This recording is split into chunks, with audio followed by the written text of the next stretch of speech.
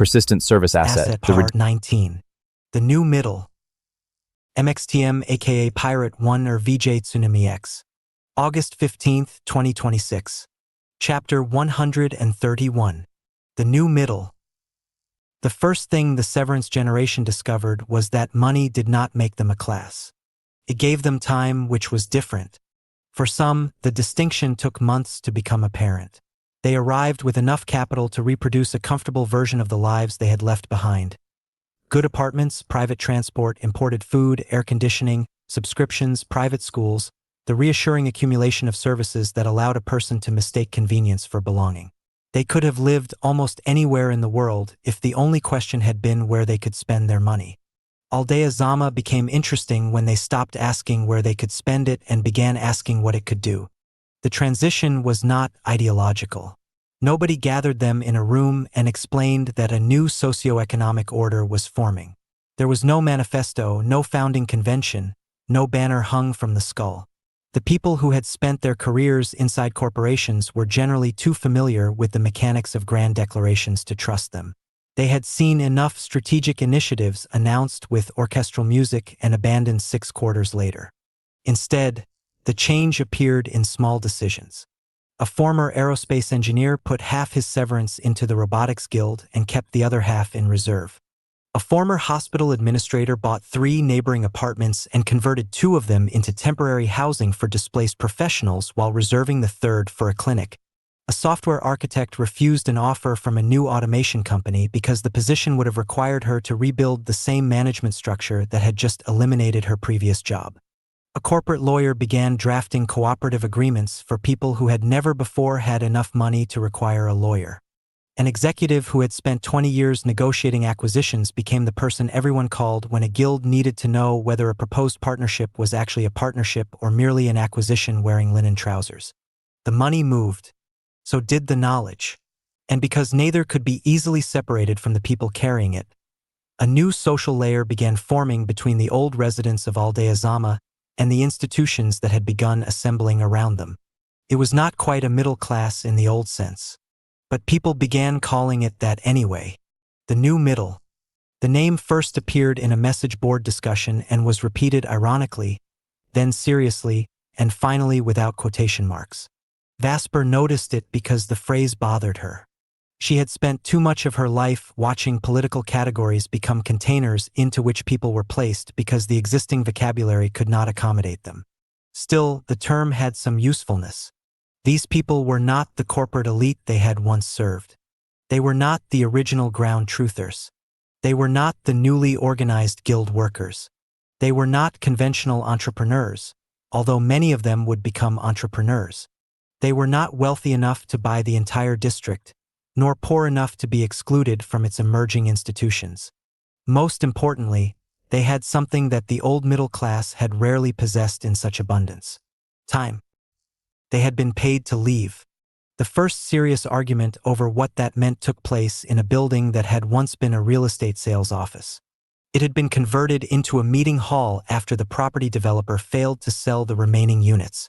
The old display models were still there: miniature towers, miniature pools, miniature trees, miniature human beings represented by tiny plastic figures positioned around a miniature swimming pool. Someone had left them in place. The effect was unsettling. The New Middle had begun using the room because nobody else wanted it. On a humid afternoon, about 40 people gathered there to discuss housing. The subject had become unavoidable. Aldea Zamá's growing attractiveness was beginning to affect rents. The arrival of professionals with severance capital had pushed some prices upward. Landowners who had been willing to negotiate informally were beginning to realize that there was money circulating in the district that had not existed 2 years earlier. The ground truthers were worried. The older residents were worried. The newcomers were worried. The landlords were not worried. They were delighted. That alone told Vasper that the meeting would be unpleasant. She sat near the back beside Tomas while a former urban economist named Clara Mendoza presented the numbers. There are 3 pressures, Clara said. The first is the arrival of capital. The second is the scarcity of housing that can accommodate people who are willing to stay long-term. The third is that the district is becoming desirable faster than the institutional mechanisms governing land can adapt. A man in the second row raised his hand. That's a polite way of saying rents are going up. Clara nodded. Yes. Then stop investors from buying. Several people murmured. A former investment banker shook his head.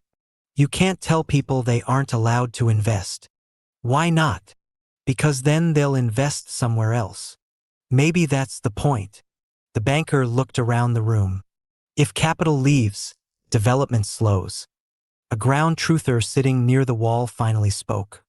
That's not necessarily bad. The banker turned toward him. You want the district to remain poor? No. Then what do you want? The ground truther looked at the miniature tower beside him. I want it to remain ours. The room became quiet. The banker looked confused. Who is ours? The man gestured toward the windows.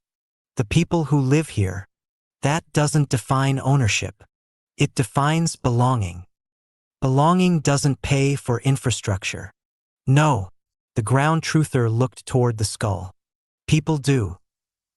The argument could have continued indefinitely. Vasper recognized the structure. Everyone was arguing from a different definition of value. The investor meant financial value. The ground truther meant territorial value. The economist meant social value. The municipality meant tax value. The professionals meant personal opportunity. Nobody was necessarily wrong. That was why the disagreement was dangerous. She leaned toward Tomas. Nobody has the same map. He looked at the room. They don't even have the same territory. Exactly. Clara eventually abandoned the presentation. Forget the projections, she said. The room quieted. Let's ask a different question. She turned toward the whiteboard. What does a person need to remain in Aldea Zamá without becoming either a landlord or a tenant? Nobody answered immediately. She wrote, housing, then work, then access, then participation. She looked at the room. If we solve those four things, we can accommodate new people without requiring everyone to become an investor. The banker raised his hand. Where does the money come from? From the people who have it. Why would they accept less return? Because some of them aren't looking for a return. He laughed. Everyone says that until the numbers arrive. A woman near the front interrupted. That's because you're assuming everyone with money is an investor. The banker looked at her. She was a former pharmaceutical executive who had arrived 6 months earlier. I have enough money to live for the rest of my life, she said. I don't need to turn every peso into more pesos. I need somewhere to put my attention. The banker stared at her. What do you want? She considered it. A clinic. That changed the room. She explained that her severance package had been substantial enough that she could have bought property, but she had no interest in becoming a landlord. She wanted to fund a community health facility, provided that it remained affordable and did not become another boutique service for wealthy newcomers. Someone asked why she would do that. She shrugged.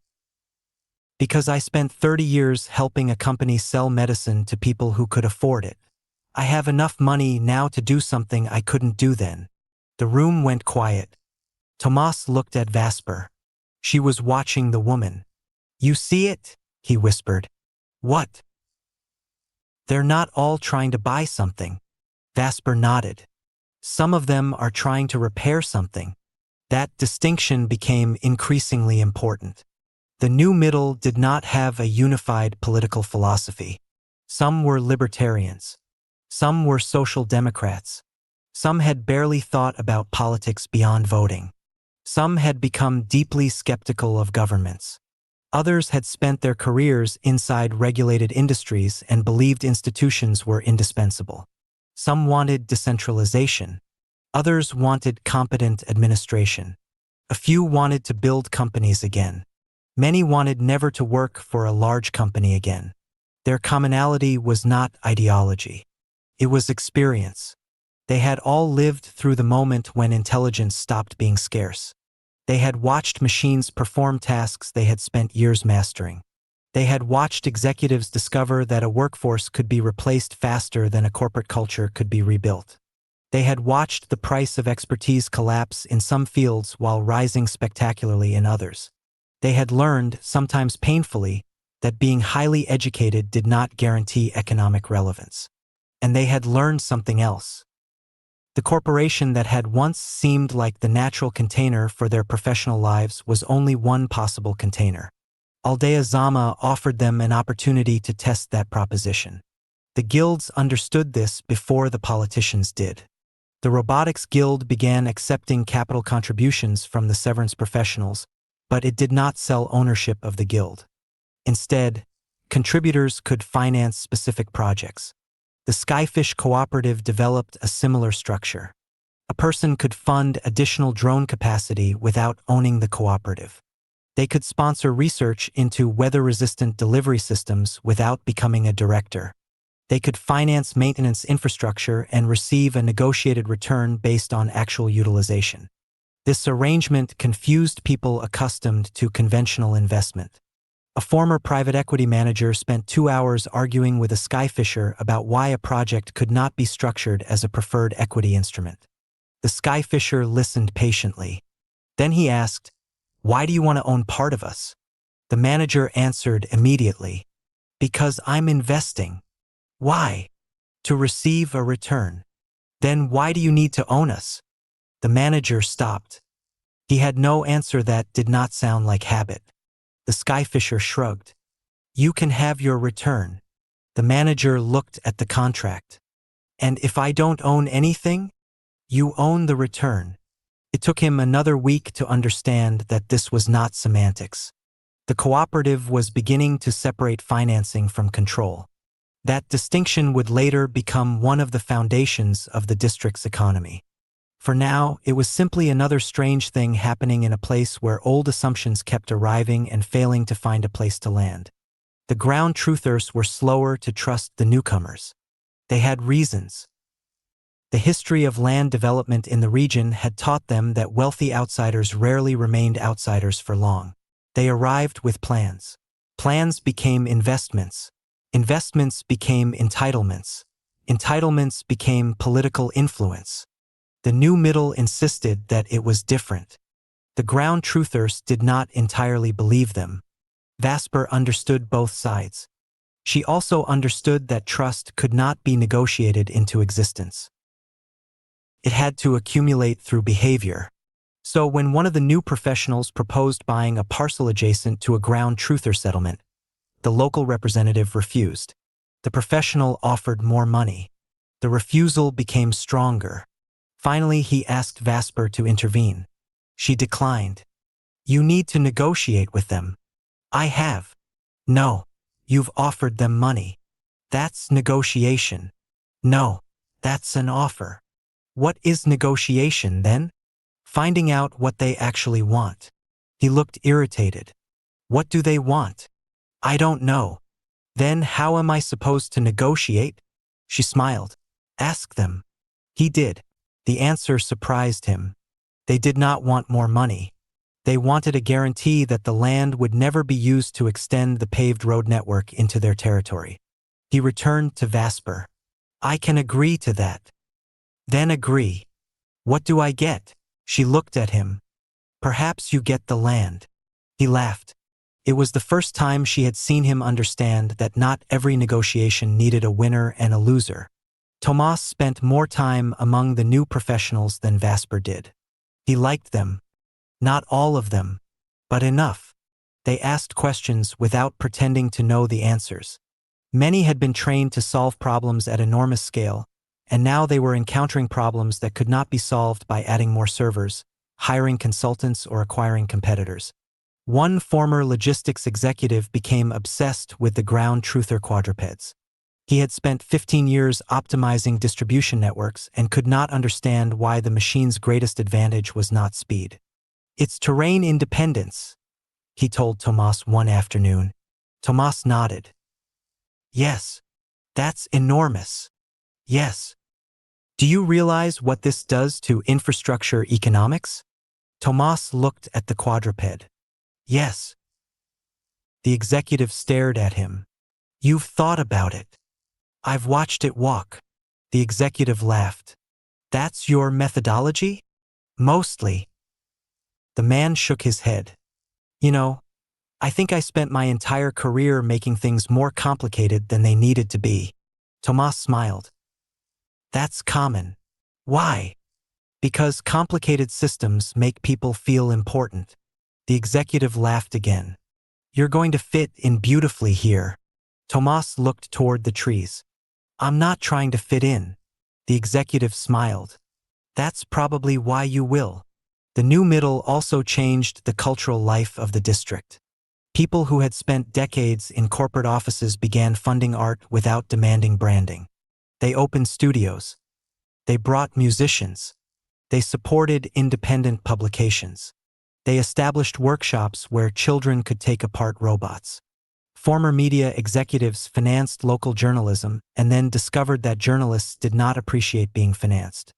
Former software executives started public interest computing projects and learned that communities had priorities their product teams had never modeled. Former academics created informal schools. Former corporate trainers began teaching people how to work alongside machines. A few former executives became gardeners. That last category amused everyone. There was something almost comic about watching people who had once managed thousands of employees spend their mornings arguing with irrigation systems. Yet the gardeners were among the happiest. They had discovered something machines had not yet taken from them. Plants did not care about their resume. Vasper kept observing. The more she watched, the more she recognized the significance of the demographic shift. Aldea Zamá had previously been divided largely by relationship to land. The ground truthers occupied territory. Developers owned property. Workers served the economy. Tourists consumed it. The new professionals complicated the arrangement. They could arrive without needing to own land. They could participate without becoming employees. They could finance infrastructure without controlling it. They could become guild members without abandoning professional identities. They could live modestly while possessing considerable capital. They could also leave at any moment. That last characteristic made them different from the older middle class. Their wealth was portable. Their expertise was portable. Their citizenship was portable. Their loyalty was therefore conditional. Aldea Zamá would have to give them a reason to stay. Not through patriotism. Not through ideology. Through usefulness. That was the thing Vasper understood most clearly. People remained where their lives became interconnected. One evening she and Tomas sat on the roof of the guild offices. Below them, the district was alive with the layered movement that had become its signature. Human pedestrians. Autonomous vehicles. Skyfish drones. Maintenance robots. The occasional quadruped moving along a dark path between buildings. Beyond them, the skull dominated the horizon. Its LED surface had begun its evening cycle, turning the sunless side into a vast programmable skin while the solar face disappeared into darkness. Tomas watched a drone enter the exclosure. Do you remember the first time you saw this? Vasper thought. No. Neither do I. She smiled. That's becoming a problem. Maybe. They watched the drone disappear. Do you think these people are going to change Aldea Zamá? Vasper nodded. They already have. Into what? I don't know. He looked at her. She laughed. You keep asking questions I can't answer. You keep answering them anyway. Occupational hazard. He looked at the district again. I think they're going to become something between workers and owners. That's what everyone keeps calling the middle class. Not exactly. Why not? Because they aren't between anything. She considered that. Then what are they? He looked at the people below. Connected. She said nothing. It was a better word than middle. But words had a habit of arriving before institutions were ready for them. The first guild assembly to include representatives of the new middle took place the following week. It was not ceremonial. There were no speeches. They had actual problems. Housing, financing, education, transportation, healthcare, access to infrastructure. The ground truthers wanted protection from speculative development. The guilds wanted predictable financing. The newcomers wanted mechanisms for contributing without becoming absentee owners. The municipality wanted tax revenue without destroying the experiment that was generating it. The hotel association wanted to know whether the growing district represented competition or opportunity. The answer, increasingly, was both. For 3 hours they argued. At the end, no grand agreement was reached. Instead, they established working groups. Housing, capital, mobility, ecology, education, governance. It was almost disappointingly ordinary. That was precisely why Vasper trusted it. Real institutions did not emerge fully formed. They accumulated procedures. People learned one another's habits. Conflicts became precedents. Precedents became rules. Rules became expectations. Expectations became culture. The process was slow. And because it was slow, nobody noticed when it crossed the invisible line between experiment and institution. Late that night, the old engineer found Vasper alone in the skull's upper observation level.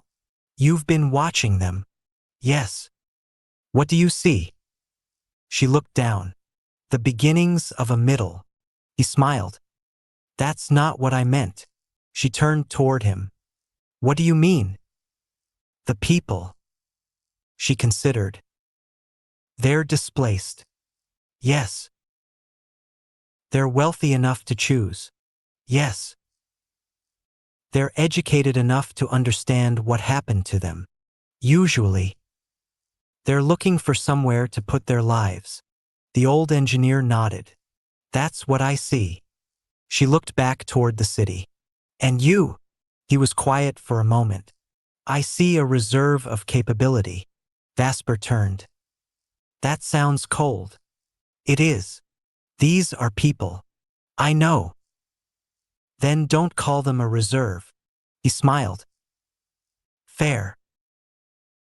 He joined her at the window. They've spent decades learning how complex systems work. Now those systems are changing.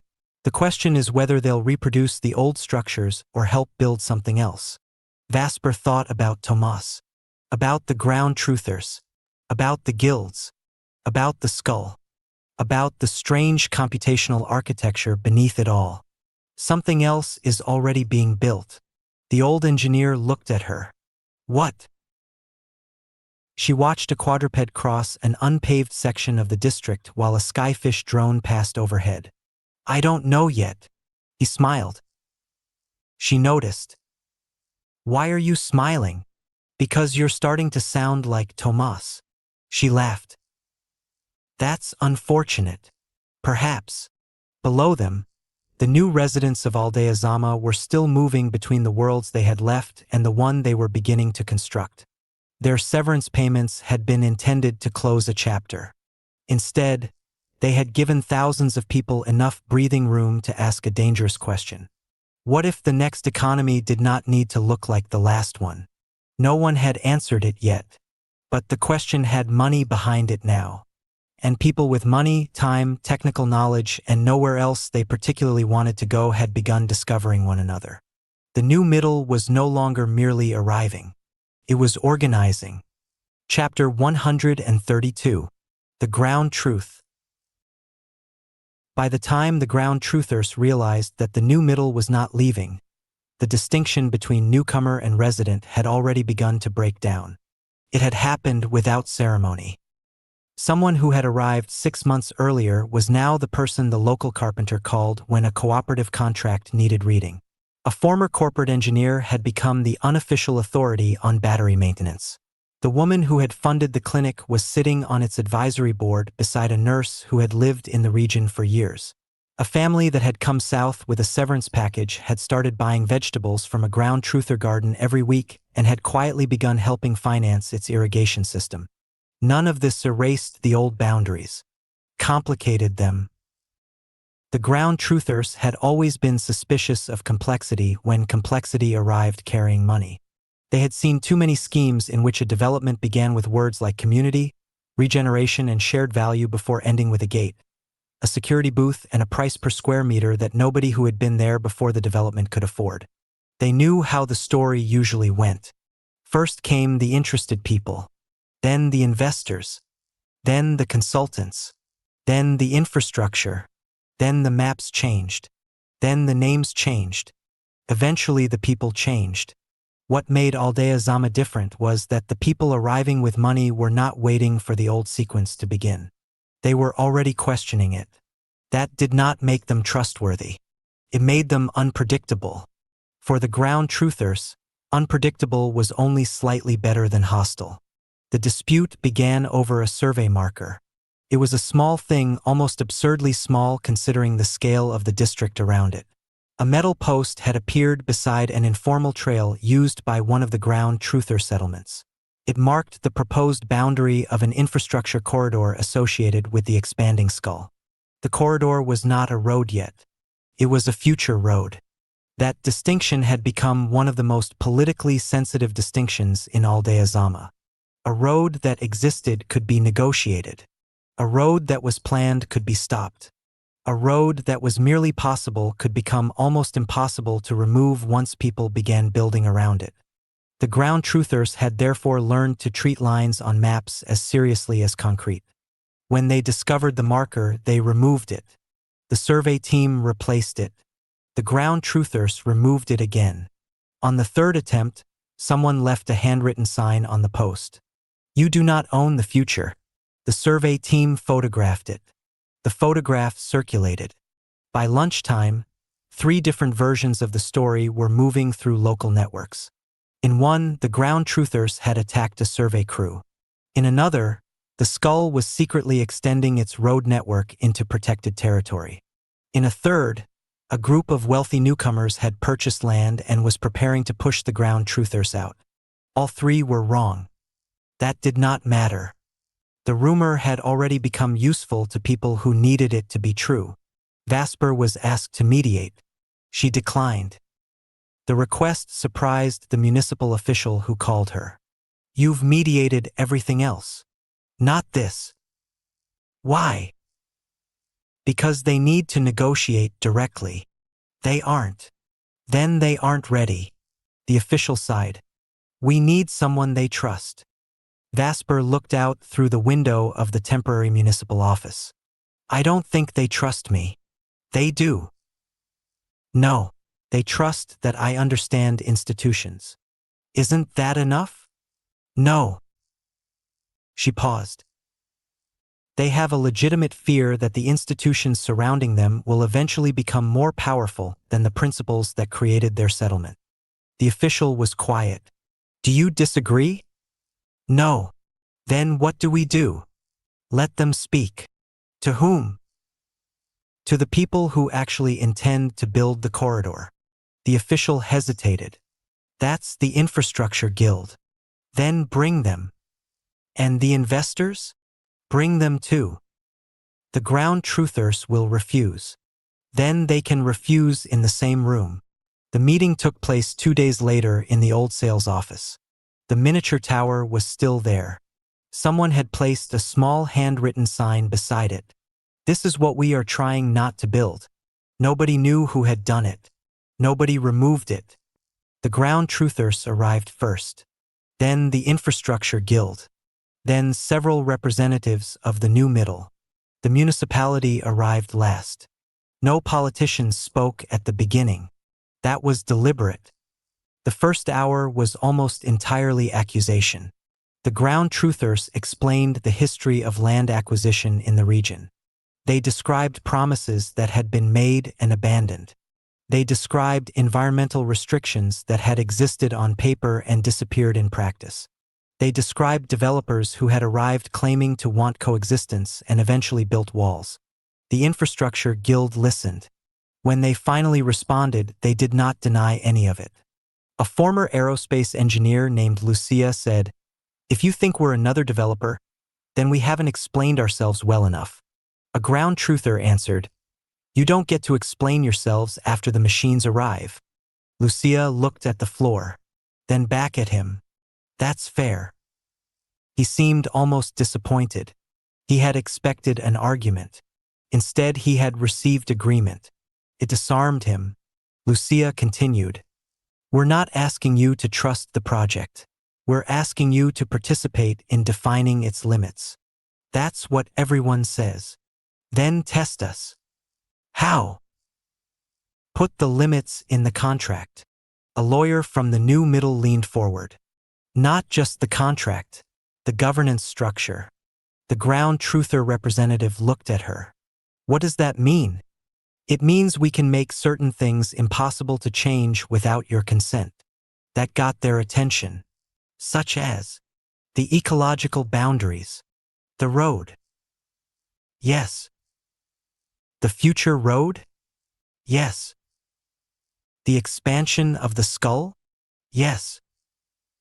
"The use of our territory?" "Yes." The lawyer paused. Any alteration affecting the defined wilderness occupation would require a supermajority that includes representatives selected by the ground truthers. Someone laughed bitterly. "You think a piece of paper will stop a rich person?" "No." The lawyer looked around the room. "But a system of mutually dependent rights, financial penalties, access restrictions, and governance vetoes can make breaking the agreement more expensive than honoring it." The ground truther representative looked at Vasper. She did not intervene. He looked back at the lawyer. "That's how you people think." The lawyer smiled. "Yes." "About everything?" "Mostly. That's why we don't trust you." The lawyer nodded. "That's why you should make us put it in writing." Tomas had been silent throughout. He had come because Vasper asked him to. He had no diplomatic role. He had no property interest. He was not representing the Robotics Guild. He was simply there, until someone asked about the proposed corridor. "The road isn't the important part," he said. Everyone looked at him. The ground truther representative frowned. "Then what is?" "The access system." "What does that mean?" Tomas stood and walked toward the map. "The skull needs a reliable connection to the outside network." "That's true. But that doesn't necessarily mean you need a conventional road." The municipal engineer interrupted. "We've already established the requirement for a paved access corridor." "No." The engineer looked irritated. "The vehicles need it." "Some vehicles do." "The emergency services need it." "Some emergency systems do." "The freight systems don't." Tomas pointed toward the map. "The lower deck can handle autonomous freight. The quadrupeds can handle terrain that trucks can't. The drones can handle aerial movement. The remaining requirement is human transport and emergency access." He looked at the ground truthers. "You don't want more paved roads." "No." "You want the existing wilderness to remain continuous." "Yes." "Then the problem isn't how to build a road." He looked around the room. "It's how to minimize the number of things that need one." The room became quiet. The municipal engineer looked at the map. Lucia from the infrastructure guild leaned forward. The ground truthers exchanged glances. Tomas continued, "If we design the skull as a multimodal hub rather than a road-dependent facility, the access corridor can be narrower, slower, and more controlled." "How narrow?" "We need to model it." "How long?" "Depends on the emergency requirements." "Can it be done?" Tomas looked at the engineer. "Yes." The engineer did not like the answer. He knew what it meant. The project had been designed around conventional assumptions. Now someone was proposing to redesign the assumptions. Again. The meeting lasted until dark. No agreement was reached, but something had changed. The ground truthers had arrived expecting to defend a piece of land. They left discussing the design of a system. That was not the same thing. On the way home, Tomas asked Vasper whether she thought they had made progress. Yes. How? They stopped saying no. They did. They started saying if. He smiled. That's progress. She looked at him. Don't get sentimental. I wasn't. You were. Maybe. They walked on. Behind them, the meeting room remained lit. Several people from the new middle had stayed behind with the engineers. The lawyer was still at the table. The ground truther representative had not gone home. Neither had the municipal engineer. They were redrawing the corridor. Not the way it had been proposed. The way it might actually work. The next morning, the survey markers returned. This time they were different. They did not mark the final road. They marked 3 possible corridors. Each was accompanied by a small sign explaining what would be sacrificed and what would be preserved. The ground truthers walked the 3 routes. So did the engineers. So did members of the new middle. They argued about trees, drainage, wildlife, emergency access, future settlements, maintenance, cost, noise, visibility, security. Nobody agreed. That was the point. For the first time, the line was not being drawn by people who assumed they already knew the answer. It was being negotiated by the people who would have to live with it. That afternoon, one of the ground truthers approached Tomas. He was an older man who had been among the most hostile voices in the original meetings. I don't like your road. Tomas smiled. Neither do I. The man looked at him suspiciously.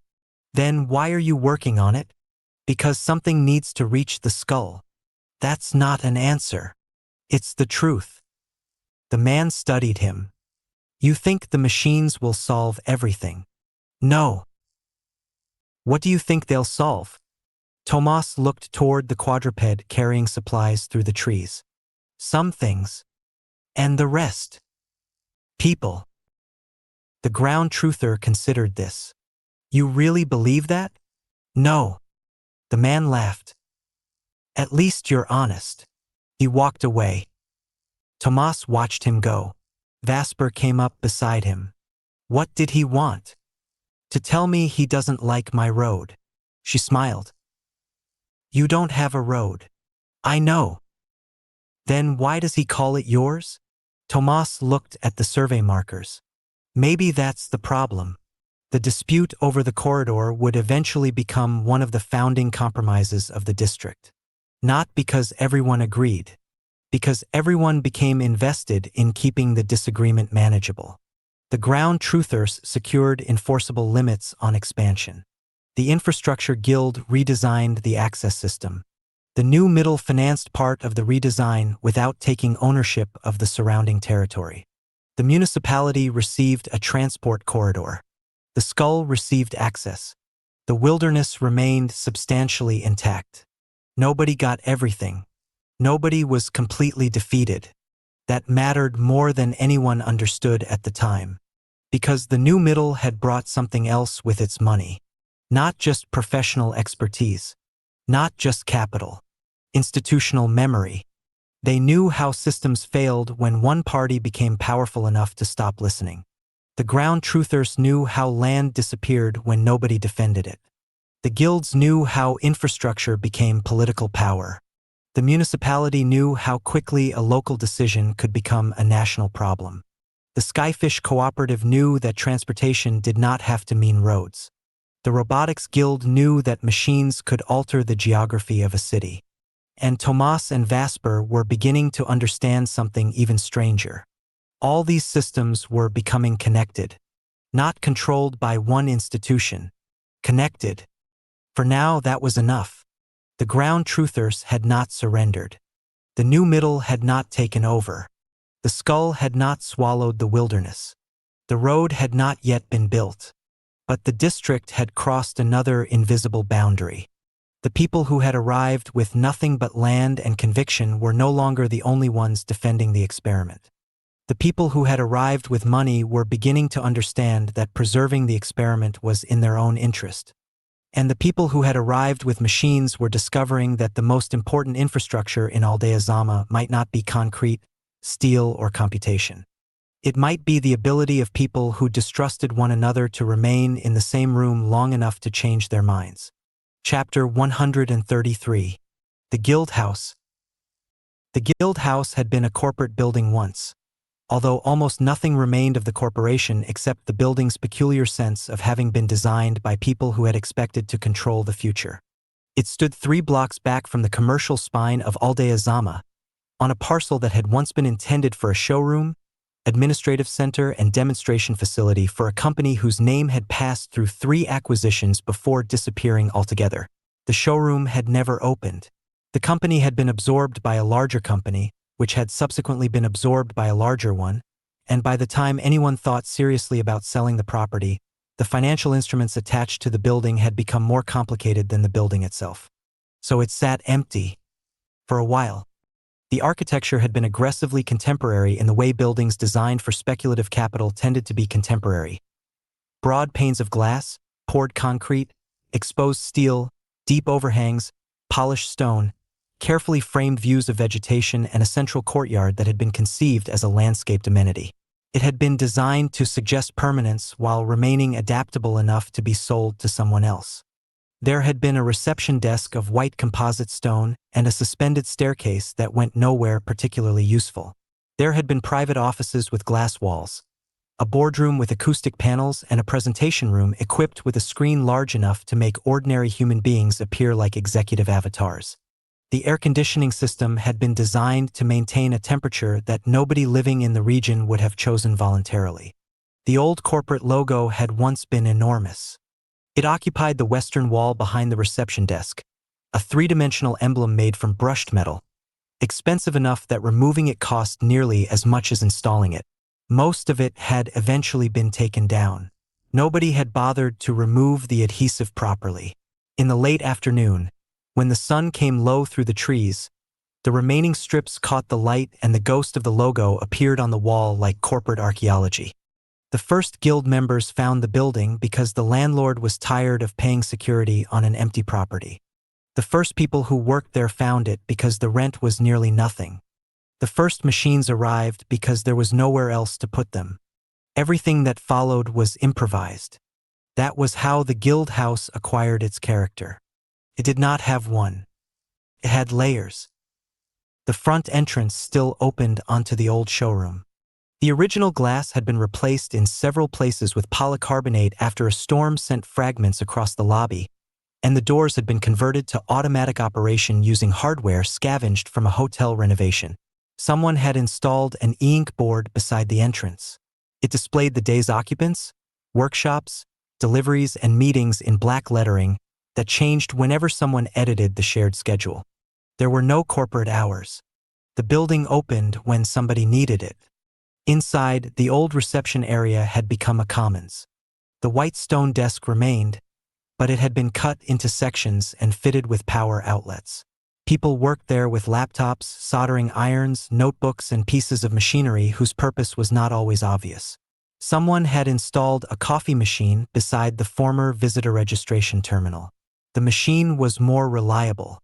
Behind the desk, the corporate logo had been painted over with several layers of whatever paint people happened to have available. The colors did not match. The underlying geometry still showed through. A child had once drawn a robot across the wall in permanent marker.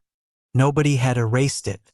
The lobby smelled of coffee, hot electronics, dust, and wet vegetation. That last smell came in constantly. The guild house was not sealed from the jungle. Could not afford to be. Doors opened onto the courtyard all day. People carried mud inside. Leaves accumulated in corners. Small insects appeared in the stairwell. During heavy rain, water came through places nobody had thought to waterproof because the original designers had assumed that mechanical systems would define the interior climate. The guild house had become more comfortable once it stopped trying to prevent the outside world from entering. The air conditioning still functioned, but it no longer governed the building. Ceiling fans turned lazily over work areas. Louvers were opened when the weather permitted. Doors stayed open. The building breathed badly and sometimes loudly, but it breathed. There was something almost biological about it now. Not alive. Not exactly, but responsive. Someone could open a wall. Someone else could close it. A machine could occupy a room for 3 days and then be moved outside. A classroom could become a legal clinic. The legal clinic could become a meeting room. The meeting room could become a fabrication laboratory. Nothing was allowed to become permanent merely because it had once been expensive. The former showroom occupied most of the ground floor. The glass walls had been left intact where possible, but the spaces behind them had been subdivided with movable walls and mesh partitions. Some remained transparent. Others were covered in handwritten schedules, diagrams, warning labels, maintenance records, and notices that had been printed in 3 languages and then annotated by hand. The Robotics Guild occupied the eastern end. It was impossible to mistake. The floor there was permanently marked by rubber tires, grease, solder burns, and the faint dark tracks of machines that had learned to walk indoors before anyone trusted them outdoors. There were quadrupeds in various stages of disassembly. Some had their legs removed. Some had their outer shells open. One had been suspended from a ceiling gantry with its 4 limbs hanging downward like the skeleton of some synthetic animal being examined by a team of unusually patient veterinarians.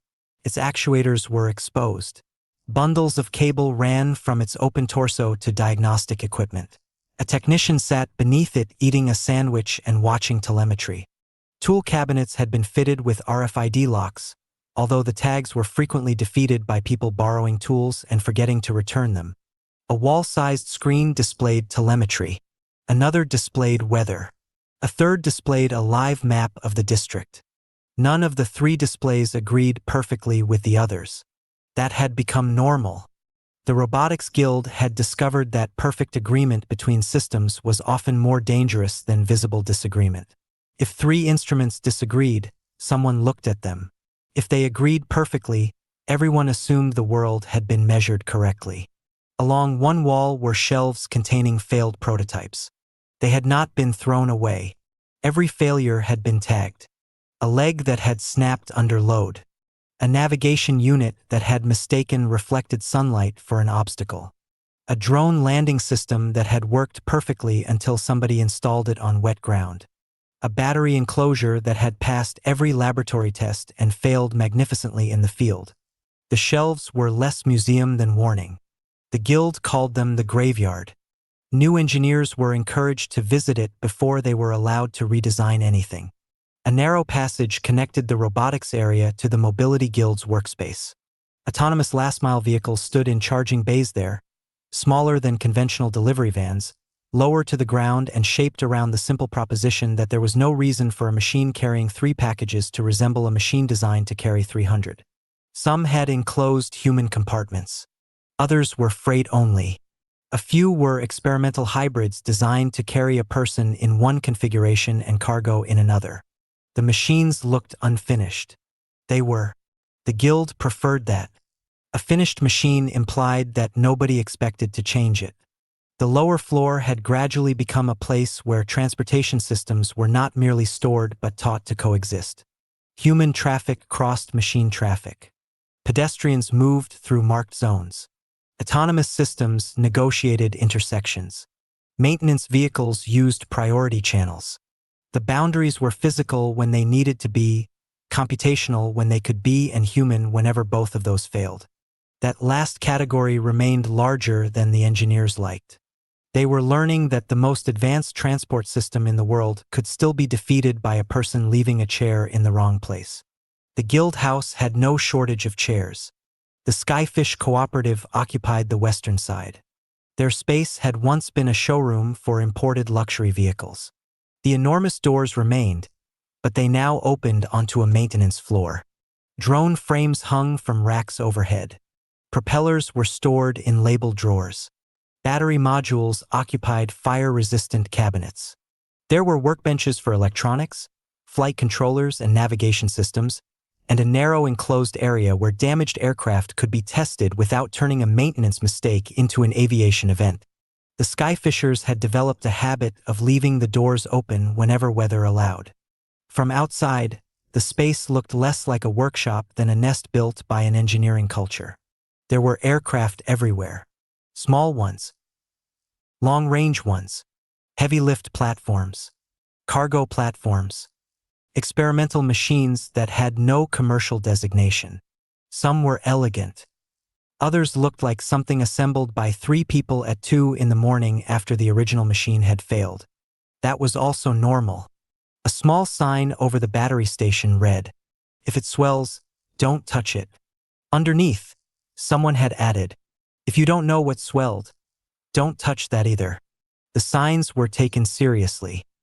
A wall near the maintenance benches carried a hand-drawn map of the region. Routes were marked in pencil, grease pencil, washable marker, and, occasionally, lipstick. There were weather notes, temporary landing restrictions, power anomalies, and handwritten observations from participating skyfishers who had flown the same terrain often enough to know when the model was lying. The cooperative's knowledge existed partly in databases and partly in people's bodies. The machine knew the coordinates. The operator knew that the wind changed behind a particular stand of trees. Both kinds of knowledge were useful. Neither was complete. The upper floor had been divided more carefully. This was where the lawyers, financial cooperatives, architects, educators, and displaced professionals tended to work. There were offices, but they did not look like offices. The walls stopped short of the ceiling in several places to allow air to circulate. Doors were optional. Curtains were common. A former corporate architect had designed a system of folding acoustic panels from recycled composite board. They could turn an open floor into a dozen small rooms or collapse against the wall to create one large hall. Nothing stayed where it had been put for long. A lawyer might conduct a consultation in a robotics room. A robotics engineer might spend an afternoon in the financial cooperative. An economist might disappear into the workshop for a week. A ground truther might use the conference room to negotiate a land boundary with someone who had arrived from Singapore with a severance package and a spreadsheet. The building had become physically incapable of maintaining the categories its inhabitants kept trying to impose upon it. That was why it worked. There was a courtyard at the center. Nobody had designed it for its current purpose. The original architects had imagined a landscaped atrium with ornamental trees and a reflecting pool. The pool had failed almost immediately. Mosquitoes, maintenance, water loss, the climate. Someone eventually drained it. The concrete basin became a workshop, then a stage, then a place for children to ride small autonomous machines, then a garden. Eventually they broke through the remaining concrete and planted directly into the soil. The trees grew through the old geometry of the courtyard. Roots pushed against the edges of the abandoned pool. Vines climbed the columns. A ceiba had begun taking possession of one corner, its roots already testing the foundations of the old decorative paving. The guild house seemed to be slowly becoming less architectural. People ate there. They argued there. They held meetings there when they wanted to escape the air conditioning. At night, the courtyard became the social center of the building. The long wooden table appeared without explanation. It was assembled from salvaged hardwood and steel brackets, almost too large for the courtyard. Nobody knew who had built it. Nobody claimed ownership. It became the place where the building's various tribes collided. The table had seen investment negotiations, divorce discussions, engineering debates, political arguments, children's homework, contract disputes, and several proposals of marriage. It was beginning to look permanently stained. Nobody wanted to replace it. A former corporate executive once suggested sealing the wood. The suggestion was rejected. Someone said the stains were the history of the building. Nobody objected strongly enough to do anything about them.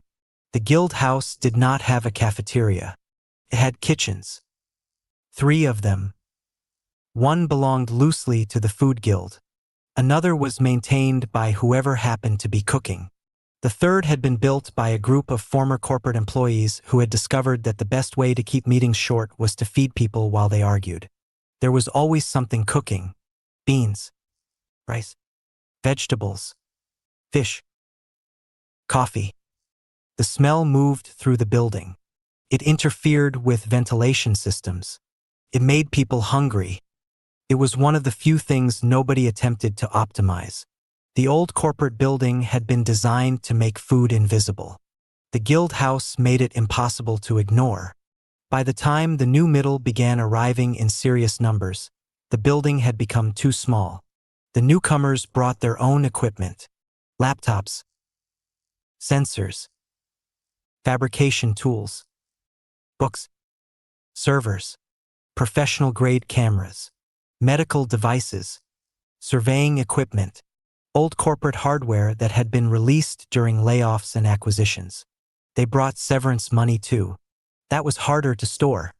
Money did not take up much physical space. Its consequences did. The guild house became a place where capital began looking for somewhere to go. That was how the argument began. The meeting took place on the second floor. 40 people were packed into a space that had once been a boardroom. The old conference table remained. Someone had removed the corporate crest from its center and replaced it with a charging pad. The air conditioning was losing the battle. A ceiling fan turned slowly. Outside, the jungle pressed against the glass. Rain had begun. Water struck the roof in a steady metallic roar. Daniel Ortega stood near the screen. He had been a corporate strategist for most of his adult life. He still had the posture of someone accustomed to walking into rooms where people had already agreed with him. "The guild house needs a governance structure," he said. Nobody disagreed. That was the easy part. "The question," he continued, "is ownership." A woman from the legal guild leaned back. "Why?" Daniel looked at her. "Because someone has to own the building." The Skyfish representative shook his head. "Why?" Daniel smiled. "Because that's how property works." The Skyfisher looked toward the windows. "No, that's how property law works." Daniel stared at him. For several seconds, neither spoke. Then someone laughed. The tension broke. Not entirely, but enough. Vasper sat near the back beside Tomas. She had been watching the room rather than the argument. She noticed who sat beside whom, who avoided whom, who interrupted, who waited, who looked toward the lawyers before speaking, who looked toward the ground truthers, who looked toward the people with money. She had spent years doing this without consciously thinking about it. Tomas had noticed. "You've mapped the room," he whispered. "Of course." "What did you find?" "3 people are pretending not to care who owns the building." "Who?" She pointed without looking. "Those 3. Tomas glanced. "Why?" "Because they already know they'll get what they want." He looked again. "You're right." She smiled. "I usually am." The proposal on the table was conventional. A nonprofit would own the building. The guilds would lease space. Investors would finance improvements. A board would oversee operations. It was clean. It was understandable. It was also exactly the kind of arrangement several people in the room had spent their careers learning how to capture. The former corporate professionals recognized the danger before they could articulate it. One of them finally did. "We've built a miniature corporation." Daniel looked annoyed. "No, we've built a functioning governance structure. That's what corporations call themselves." A former lawyer spoke. "The problem isn't ownership. It's concentration. Then separate them." "How?" She stood and walked to the screen. Physical ownership, operational control, financial participation, access rights, governance authority. She wrote each phrase separately. "The mistake is assuming they have to belong to the same entity." Daniel frowned. "That's complicated." "Yes." Why deliberately make it complicated? Because the thing we're building is complicated. Tomas watched her. The room was quiet. She continued. If the guild house is an interface between independent guilds, then giving one entity total authority over the building gives that entity indirect authority over everything connected to it. Vasper looked at Tomas. He nodded. The idea was familiar, not because they had discussed it, because it was the same structural problem they had encountered repeatedly. Dependencies created power. A road created power. A logistics hub created power. A financial system created power. A building could do the same. The ground truther observer raised his hand. What happens when you need more space? The lawyer turned toward him. We expand. Where? Wherever the governance process permits. And who decides? The affected parties. Who are the affected parties? That question stopped her. She looked at Vasper. Vasper did not answer. The ground truther continued. That's the problem with all your systems. You define the rules after the land is already gone. The room became silent. He was not angry. That made the accusation more powerful. He walked toward the window. Outside, the rain had intensified. Water ran down the glass. You build something useful, he said. Then everyone needs it. Then someone says it has to grow. Then growth becomes inevitable. Then anyone who objects becomes the obstacle. He turned. We've seen it. Nobody challenged him. Tomas looked at the rain. The ground truther had described the exact mechanism by which infrastructure became destiny. The skull had already begun attracting the same pressure. The guild house could not afford to repeat it. The solution was not elegant. That was why it survived. The guild house would not have one owner with unlimited authority. Certain portions would be held by a trust. Certain functions would be governed by guilds. Certain spaces would remain public. The ground truthers would retain access without being required to become members. Financial contributors could receive contractual returns without automatically acquiring governance rights. The physical building could be altered only according to rules established by the people using it. Nobody loved the arrangement. Everyone could find something wrong with it. That was how they knew they were close. The former investment manager objected to the lack of conventional equity. The lawyers objected to the complexity. The ground truthers objected to the possibility of future expansion. The guilds objected to restrictions on operational autonomy. The municipality objected to not having enough authority. The new middle objected to being treated as a single constituency.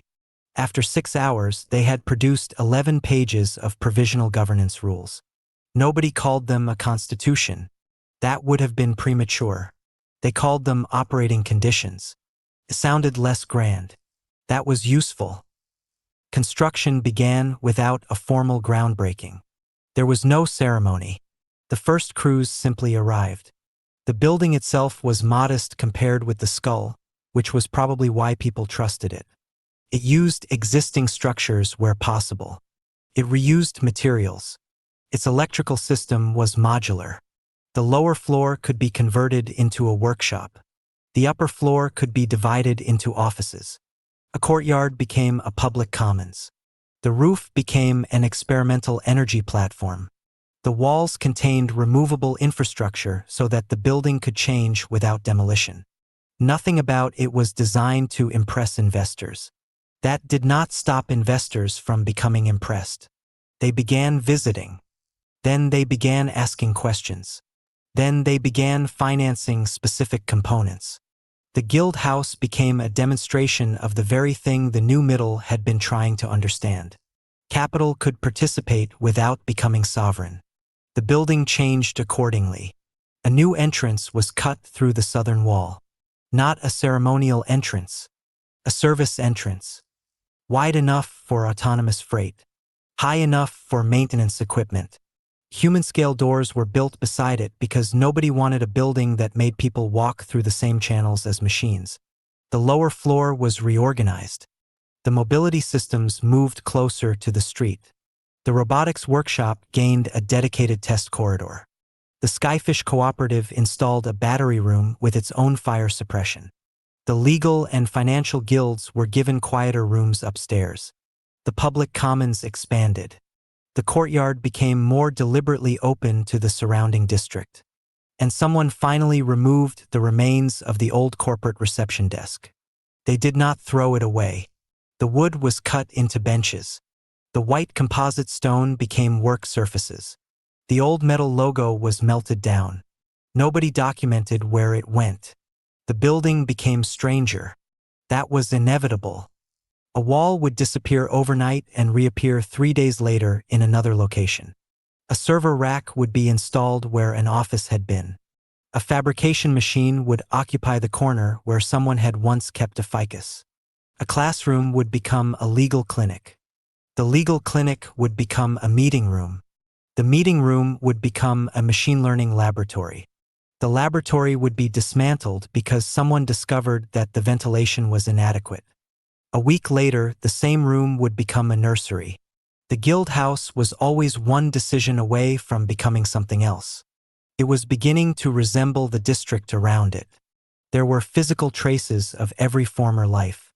The boardroom's acoustic panels had been cut into sound baffles. The executive chairs had been stripped of their wheels and turned into workshop stools. The old conference table had been repaired so many times that no two legs quite matched. The glass partitions carried scratches from years of moving equipment through them. A brass plaque from the original company remained near the stairwell because nobody could remove it without damaging the wall. Someone had written beneath it, "We don't know who you were either." The staircase itself had become a favored route for people carrying things. It was too narrow for machines, which meant it remained almost exclusively human territory. That made it unexpectedly social. People met there. Arguments began there. Apologies happened there. Secrets were exchanged there. The building had developed places where human beings could still encounter one another without an interface mediating the encounter. Nobody had designed that either. One morning, Tomas was standing in the robotics workshop when a quadruped walked past him carrying a crate. The machine's feet were wet. It had come directly from outside. Mud streaked the newly resurfaced floor. The engineer responsible for the workshop looked irritated. "That's going to ruin the surface." Tomas looked at the mud, then at the machine, then at the floor. "Don't clean it." The engineer stared at him. "What?" "Leave it."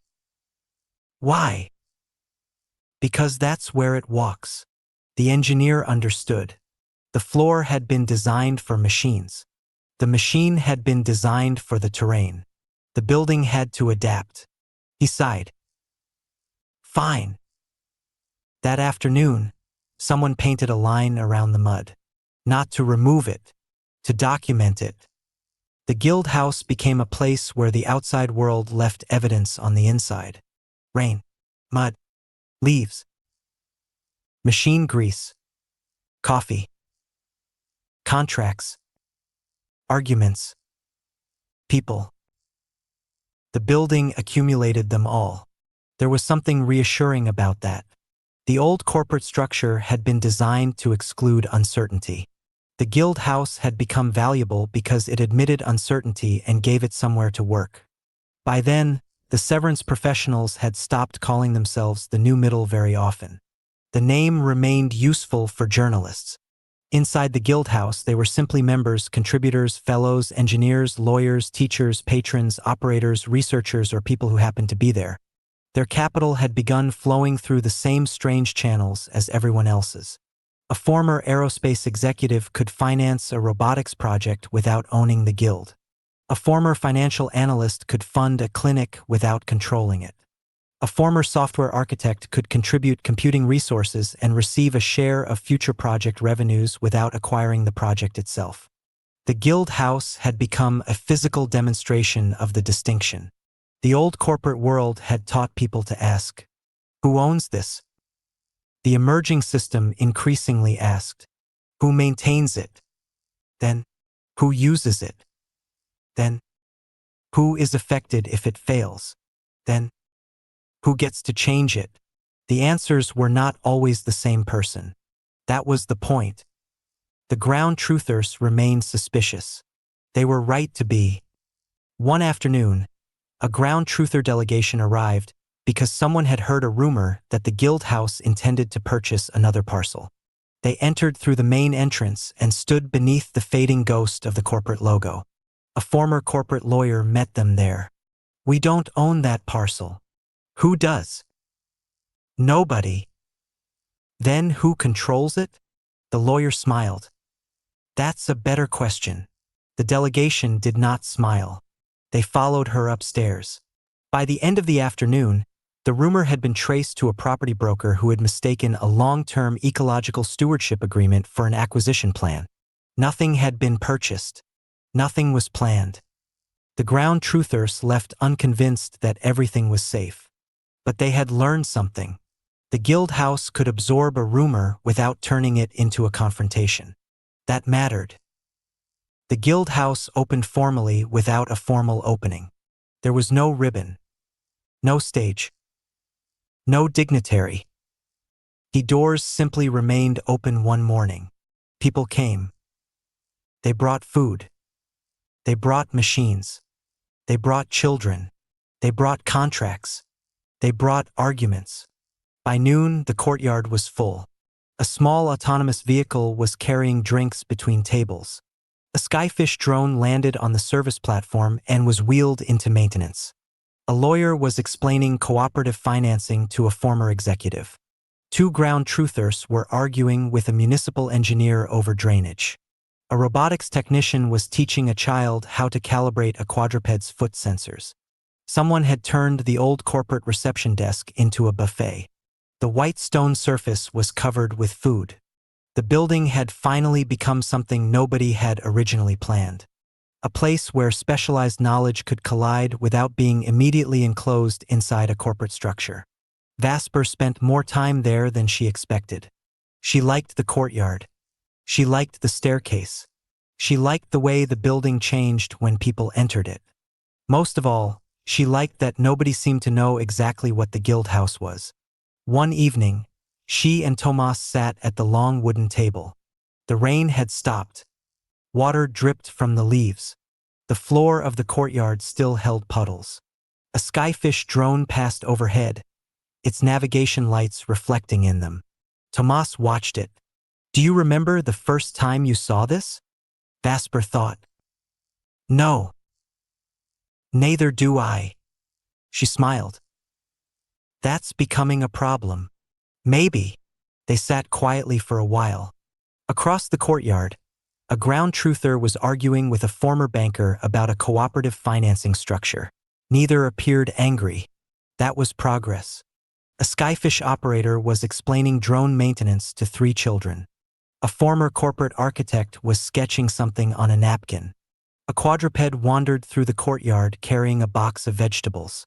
Nobody paid much attention to it. It had become ordinary. Vasper watched the scene. "This is different." Tomas nodded. "From what?" "Everything." He looked at her. "That's not very specific." She smiled. "You're impossible." "Yes." She looked toward the table. "The institutions aren't being built first." "What do you mean?" "The people are building relationships first. The institutions are forming around them." Tomas thought about it. "That's probably better." "Why?" "Because if the institution comes first, people start serving it. And if the people come first, they can change it." She smiled. "You sound like a politician." "That's insulting." She laughed.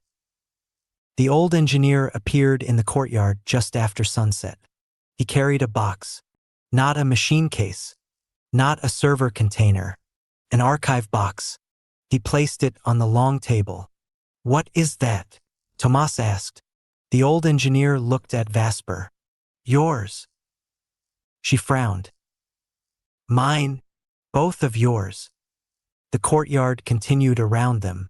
Somebody was washing dishes. A machine announced a low battery condition. Someone swore in the kitchen. The children had gone home. Vasper opened the box. Inside were folders, photographs, data storage devices, old paper documents. The smell of the archive was unmistakable. Dust, plastic, paper, and the faint chemical odor of obsolete storage media. She lifted the first photograph. She knew herself immediately. Younger. Different. Not enough to identify the exact year. Tomas stood beside her. He recognized himself. There were 4 others. One face had been obscured. 3 names were unfamiliar. Vasper turned the photograph over. On the back, first cross-domain cohort. She read the names. Tomas leaned closer. How many? 6. Where are the others? The old engineer shook his head. We don't know. Vasper looked up. Dead? No. Alive? We don't know. Tomas studied the photograph. Something in the composition bothered him. Not the people. The background. A structure behind them. A tower. A coastline. A line of lights. He felt the memory beginning before he could stop it. He closed his eyes. Water. Height. A communications mast. A service corridor. Someone beside him. Not Vasper. Someone else. Then the memory vanished. Vasper saw his face change. Don't chase it. He nodded. She turned back to the photograph.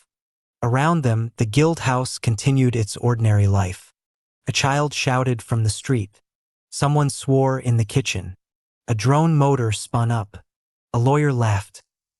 Rain began ticking against the polycarbonate roof. The archive sat on the table between them. The past had arrived in a building that had been created almost entirely by people who had stopped believing the past was a reliable blueprint for the future. That seemed appropriate. Vasper put the photograph back into its sleeve. Where did you get this? The old engineer looked toward the upper floors. It was stored in a system that shouldn't still exist. Tomas looked at him. Yet it does. Yes. Why? The old engineer shook his head. That's the question. A drone passed overhead beyond the open courtyard. The shadow crossed the table. For a second, the photograph disappeared beneath it. Then the shadow moved on. Nobody in the guild house looked up. There was too much happening inside. That, Tomas thought, might have been the most significant thing about the place. The world outside could send signals, machines, money, memories, or threats toward it. Inside, people would still be arguing over who had left the soldering iron plugged in. And that was precisely why the building mattered. It was not a headquarters. It was not a corporate campus. It was not a commune, although people occasionally behaved as if it were. It was not a government building, although decisions made inside it would eventually affect people who had never entered it. It was not a marketplace, although money changed hands there. It was not a factory, although machines were built there. It was not a school, although people learned there. It was not a sanctuary, although some people had come there after losing almost everything that had previously defined them. It was a place where those categories could touch without becoming one another. An interface. And outside its walls, Aldea Zamá was beginning to require exactly that kind of place. Chapter 134. The 6. The archive did not remain on the table overnight. Vasper insisted on that. The old engineer had expected the photographs and storage devices to be transferred into one of the guild house's secure rooms, but she refused to let them disappear into another institutional compartment before she and Tomas understood what had actually been handed to them. They carried the box upstairs themselves, past the legal offices and the half-open doors of the computing guild, into a small room that had once been a private executive office. The room retained its original proportions but little else. One wall had been stripped down to concrete. A narrow table occupied the center. A ventilation unit hummed above the door, and someone had installed a lock that could be opened mechanically even if the building's network went down. Vasper liked that. She closed the door behind them. The room had no external camera. That had also been deliberate. Tomas put the box on the table and did not open it. "You're afraid of it," Vasper said. "No." She looked at him. "I'm cautious. That's what frightened people call fear when they want to keep working." He smiled. "You've been spending too much time with the ground truthers. Perhaps." She pulled the chair out and sat. The photograph was still in its sleeve. She placed it between them. 6 people stood in front of a facility whose identity neither of them could yet establish. The image was old enough to have been taken before the visual systems that now saturated Aldea Zamá had become ordinary. The people were dressed similarly, though not identically. There was a technical quality to the clothing, but nothing theatrical about it. No uniforms, no insignia. The background bothered Tomas more than the people. He knew the building, not consciously, but something in him recognized the arrangement of the tower, the low service structures, and the line where the sea met the horizon. Vasper studied the faces. "We should start with what we actually know." Tomas nodded. 6 members of a cohort. First cross-domain cohort. At least according to whoever wrote that. 2 of us are here. 4 aren't. We don't know whether they're alive. We don't know whether they're still assets. We don't know whether they remember. Tomas looked at her. And we don't know why this was given to us now. That last question changed the room. The old engineer had not merely found the archive. He had brought it to them, which meant that someone had decided they were ready to see it. Or someone had decided they were dangerous enough that they should. Vasper leaned back. "Before we start inventing explanations, let's see what the documents actually say." Tomas opened the box. The papers had been stored in chronological order, or at least in the order someone had wanted them to appear. The first folder contained training evaluations. Vasper recognized the language immediately. Not the exact terminology, but the institutional architecture beneath it. There were performance assessments, psychological profiles, adaptability scores, operational simulations, and something that looked like diplomatic suitability testing. She moved through them slowly. "These aren't recruitment records. What are they?" "Selection." Tomas looked over her shoulder. "What's the difference?" "Recruitment asks whether someone can perform a job." She turned another page. "Selection asks whether they possess something you can't teach easily." "What?" She looked at his assessment. "Pattern recognition." Then hers. "Contextual inference." Tomas looked at the 6 profiles. Different strengths. Complementary strengths. They examined the others. One had exceptional systems engineering aptitude. Another had linguistic and cultural adaptability. A third had unusually high spatial reasoning. The fourth had something described as institutional cognition. Tomas frowned. "What's that?" Vasper read the definition. "Ability to infer organizational behavior from incomplete information." She looked up. "That's me." Tomas shook his head. "No." She frowned. "Why not?" "Because you don't just infer organizations." He pointed to the page. "You infer the people inside them." She considered that.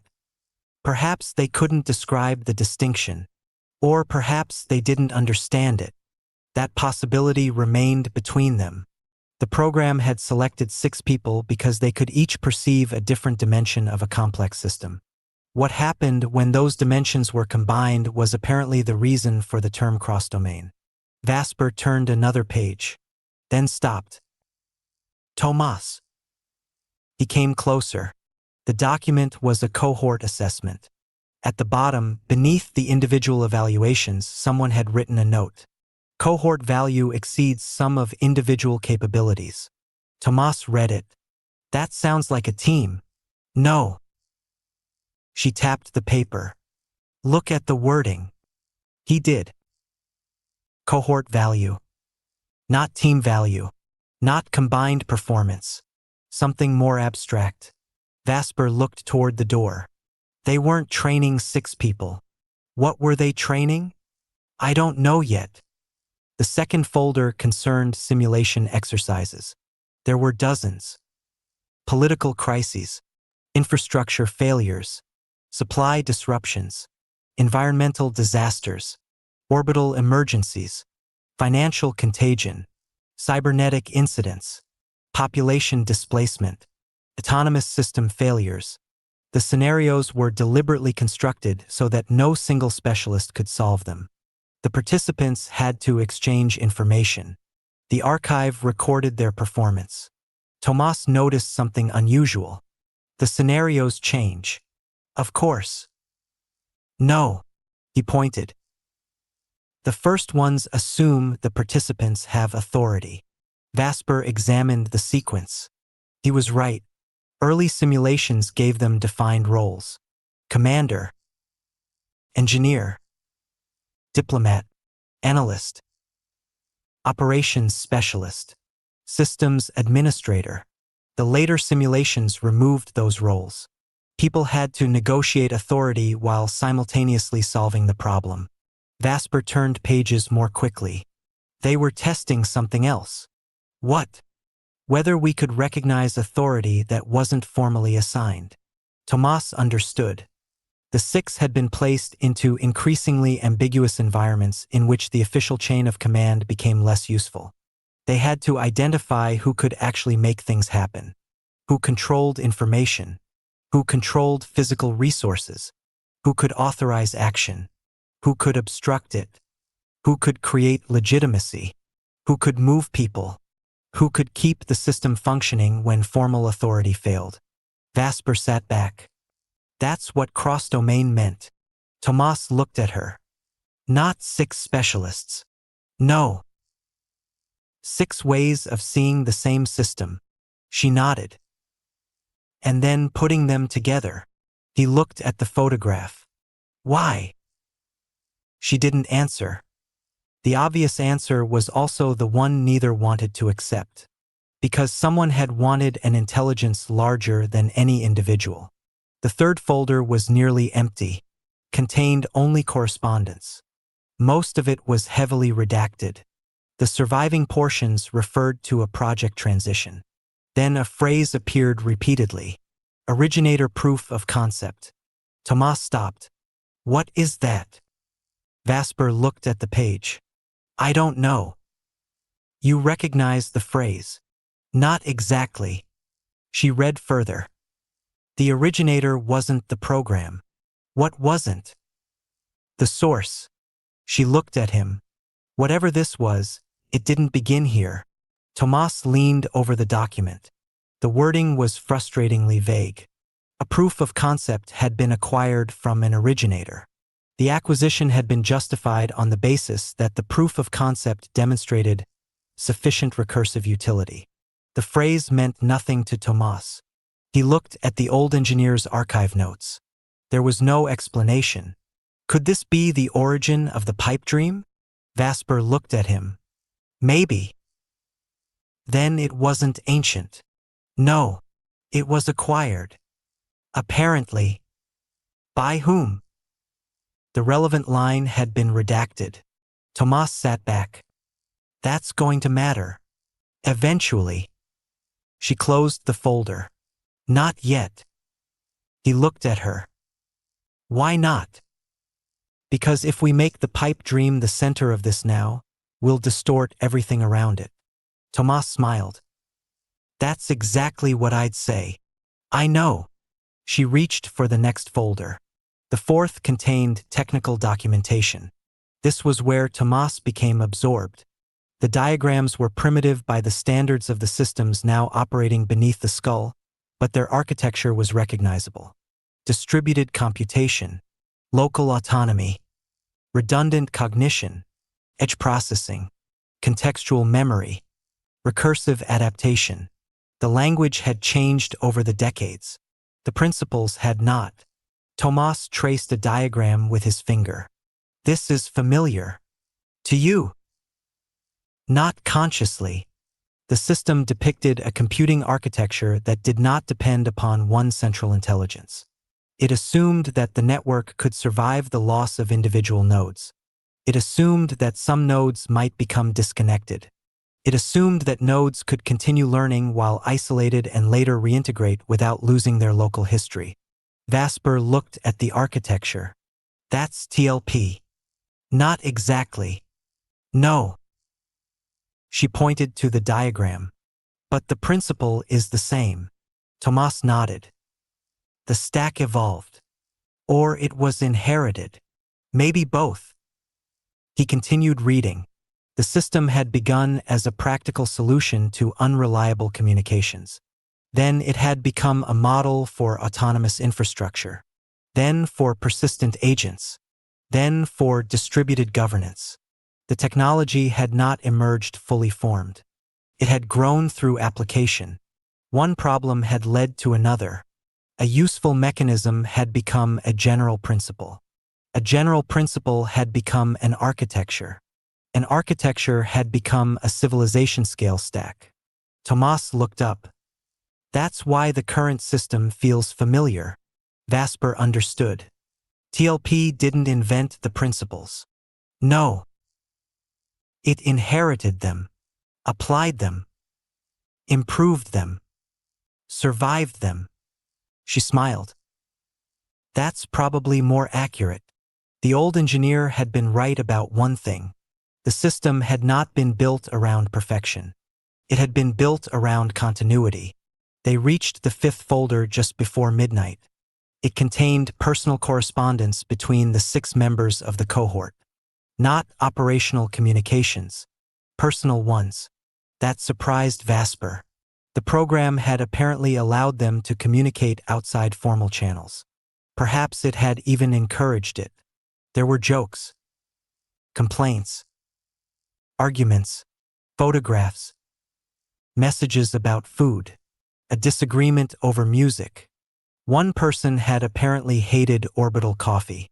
Another had sent a long complaint about being assigned to a mission in which the nearest reliable communications link was 600 kilometers away.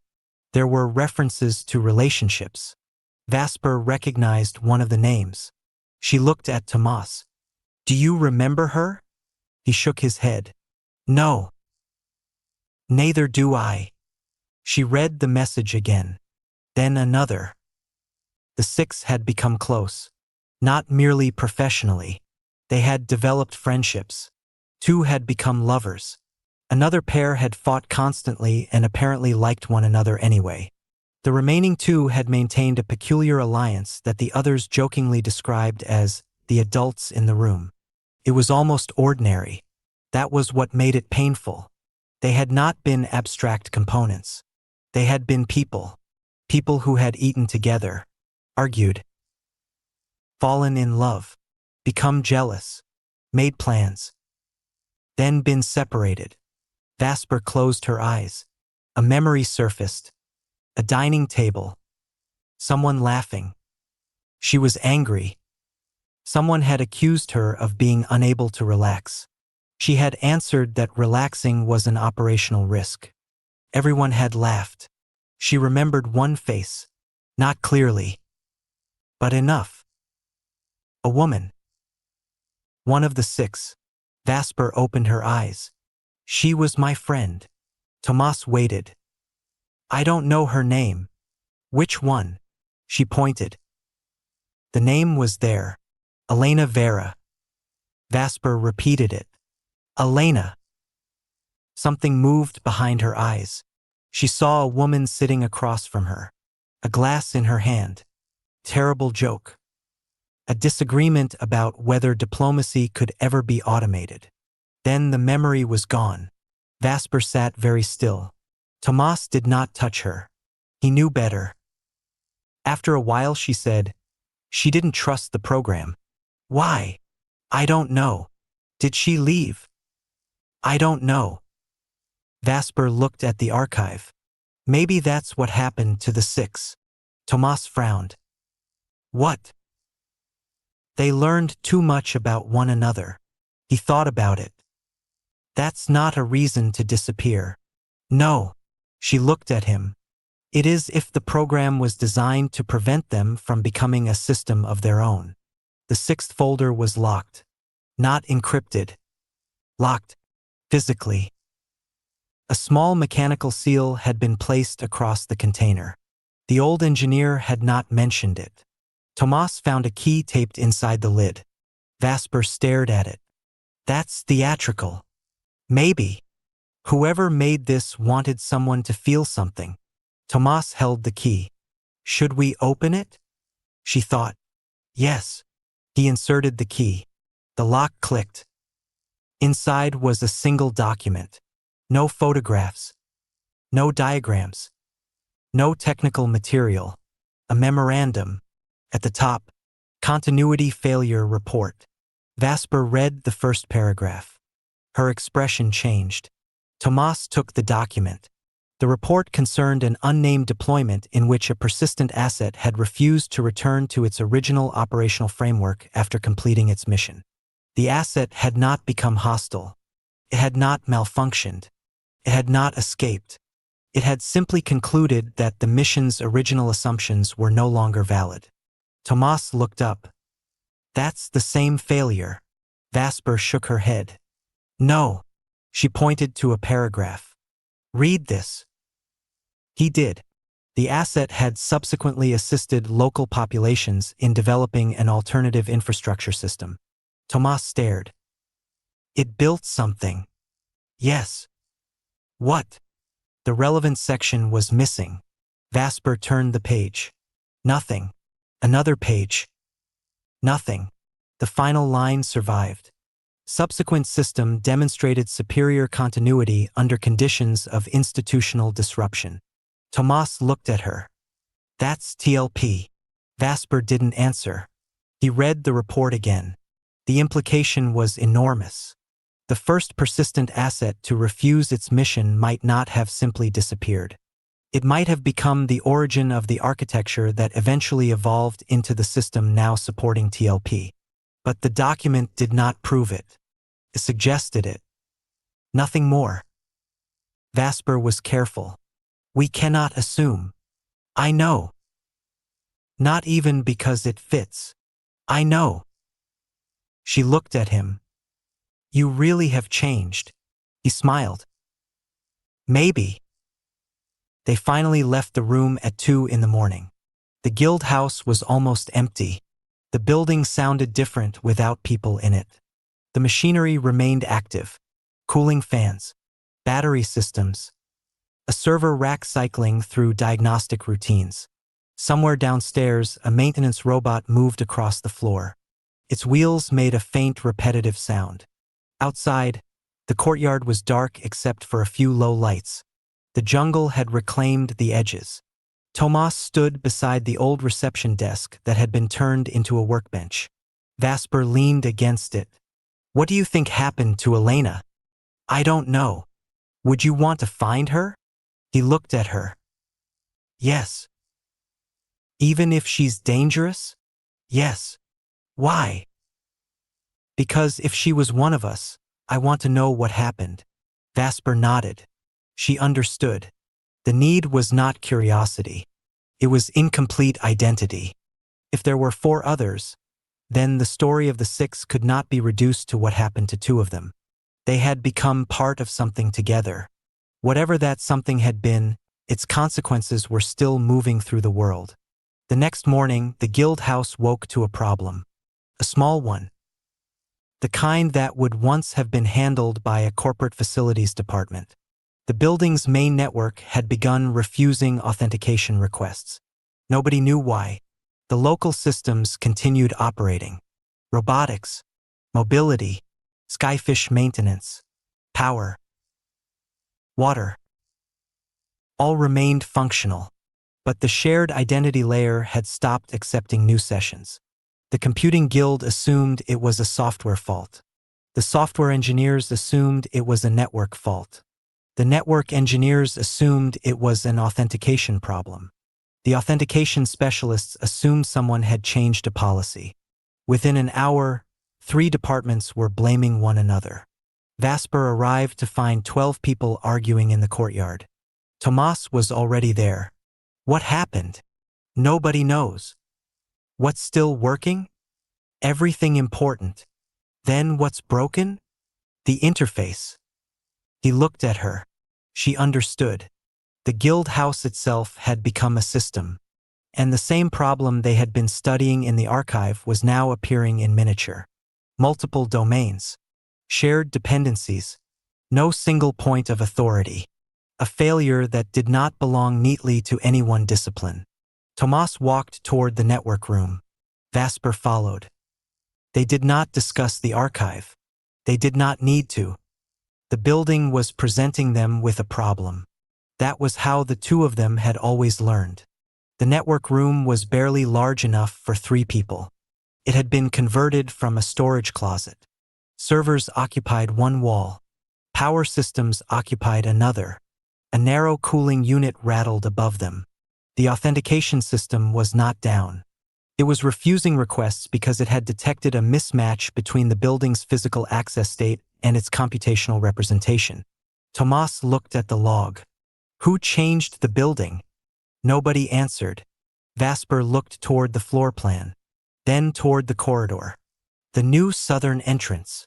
Tomas followed her reasoning. The physical structure had changed. The computational model had not. The system believed that a door existed where a wall remained. Another door had been added without being represented in the access model. The building and its digital twin disagreed. Tomas smiled. That's almost embarrassing. The network engineer looked offended. It passed validation. Of course. Vasper looked at the model. How long has it been wrong? 3 weeks. And nothing happened? No. Why now? Tomas looked at the logs. A new autonomous delivery system had attempted to authenticate through the southern entrance. The system had encountered the discrepancy. Instead of adapting, the identity layer had locked the conflicting route. A small machine had exposed a structural inconsistency that humans had walked past for 3 weeks. Tomas looked at Vasper. She was smiling. What? It happened again. What? The system found the truth. They repaired it before noon. Nobody called it a crisis afterward. That was how the guild house worked. The building had failed. The people had argued. The machines had provided evidence. The people had changed the system. Then everyone went back to work. But the incident stayed with Tomas. Not because of the authentication failure. Because of the architecture. The guild house was becoming a physical expression of the same principles they had found in the old archive. Distributed authority. Local autonomy. Redundancy. Adaptation. Continuity. And the dangerous principle at the center of it all. A system had to be capable of recognizing when its assumptions were wrong. The old program had tried to build people capable of doing that. The guild house was trying to build an institution capable of it. TLP was doing something larger. Tomas was beginning to suspect that the entire civilization emerging around them had been moving in that direction without quite knowing why. That evening, Vasper returned to the archive room. She opened the photograph again. 6 people. She knew 2. One name had begun to acquire a face. 4 remained unknown. She took a sheet of paper and wrote their names. Then, beneath them, she added the 6 functions they had apparently been selected for. She stopped. There were only 5 clearly documented functions. The 6th had been redacted. Tomas entered behind her. What are you doing? Counting. Counting what? What they didn't tell us. She pointed to the page. 5 functions. 6 people. He looked at it. Maybe the 6th wasn't a function. What was it? He thought about the cohort records, the simulations, the personal correspondence, the disappearance. Then he looked at her. Maybe the 6th was the ability to make the other 5 work together. Vasper stared at him. Neither of them knew which of the 6 had been selected for that role. Neither knew whether the role had been assigned at all. and neither yet understood that the answer would matter more than any of the individual identities. For now, they had the photograph. 6 people standing together before a facility whose location they had not yet identified. 2 had returned. 1 had become feral. 1 had become a diplomat who had spent years making herself redundant. 4 were missing. And somewhere in the space between those 6 lives lay the origin of a system that had grown far beyond the program that created it. Vasper slid the photograph back into its sleeve. "Tomorrow," she said, "we find the facility." Tomas nodded. "Tomorrow." She closed the archive box. Outside, the guild house continued operating through the night. A printer produced components. A battery cabinet cooled itself. A maintenance robot moved through the lower deck. The Skyfish station prepared aircraft for the morning. The courtyard filled slowly with the smell of rain. Nobody in the building knew that a photograph on the second floor had just become a map. Chapter 135. The facility that wasn't there. They did not leave for the facility the next morning. That was the first disagreement. Tomas had assumed they would. Once the photograph had become a map in his mind, the temptation to follow it was almost physical. He had spent the night waking from fragments of memory that never quite became memories.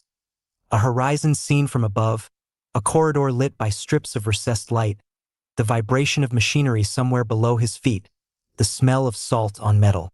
Each time he surfaced from sleep, the same impression remained for a few seconds before dissolving. The sense that he had once stood somewhere very high above a body of water and had known exactly where he was. By sunrise, he was ready to leave. Vasper was not. The guild house was already awake when he found her. The courtyard was still wet from the night's rain, and the leaves of the ceiba were shedding droplets onto the old concrete basin that had become a garden.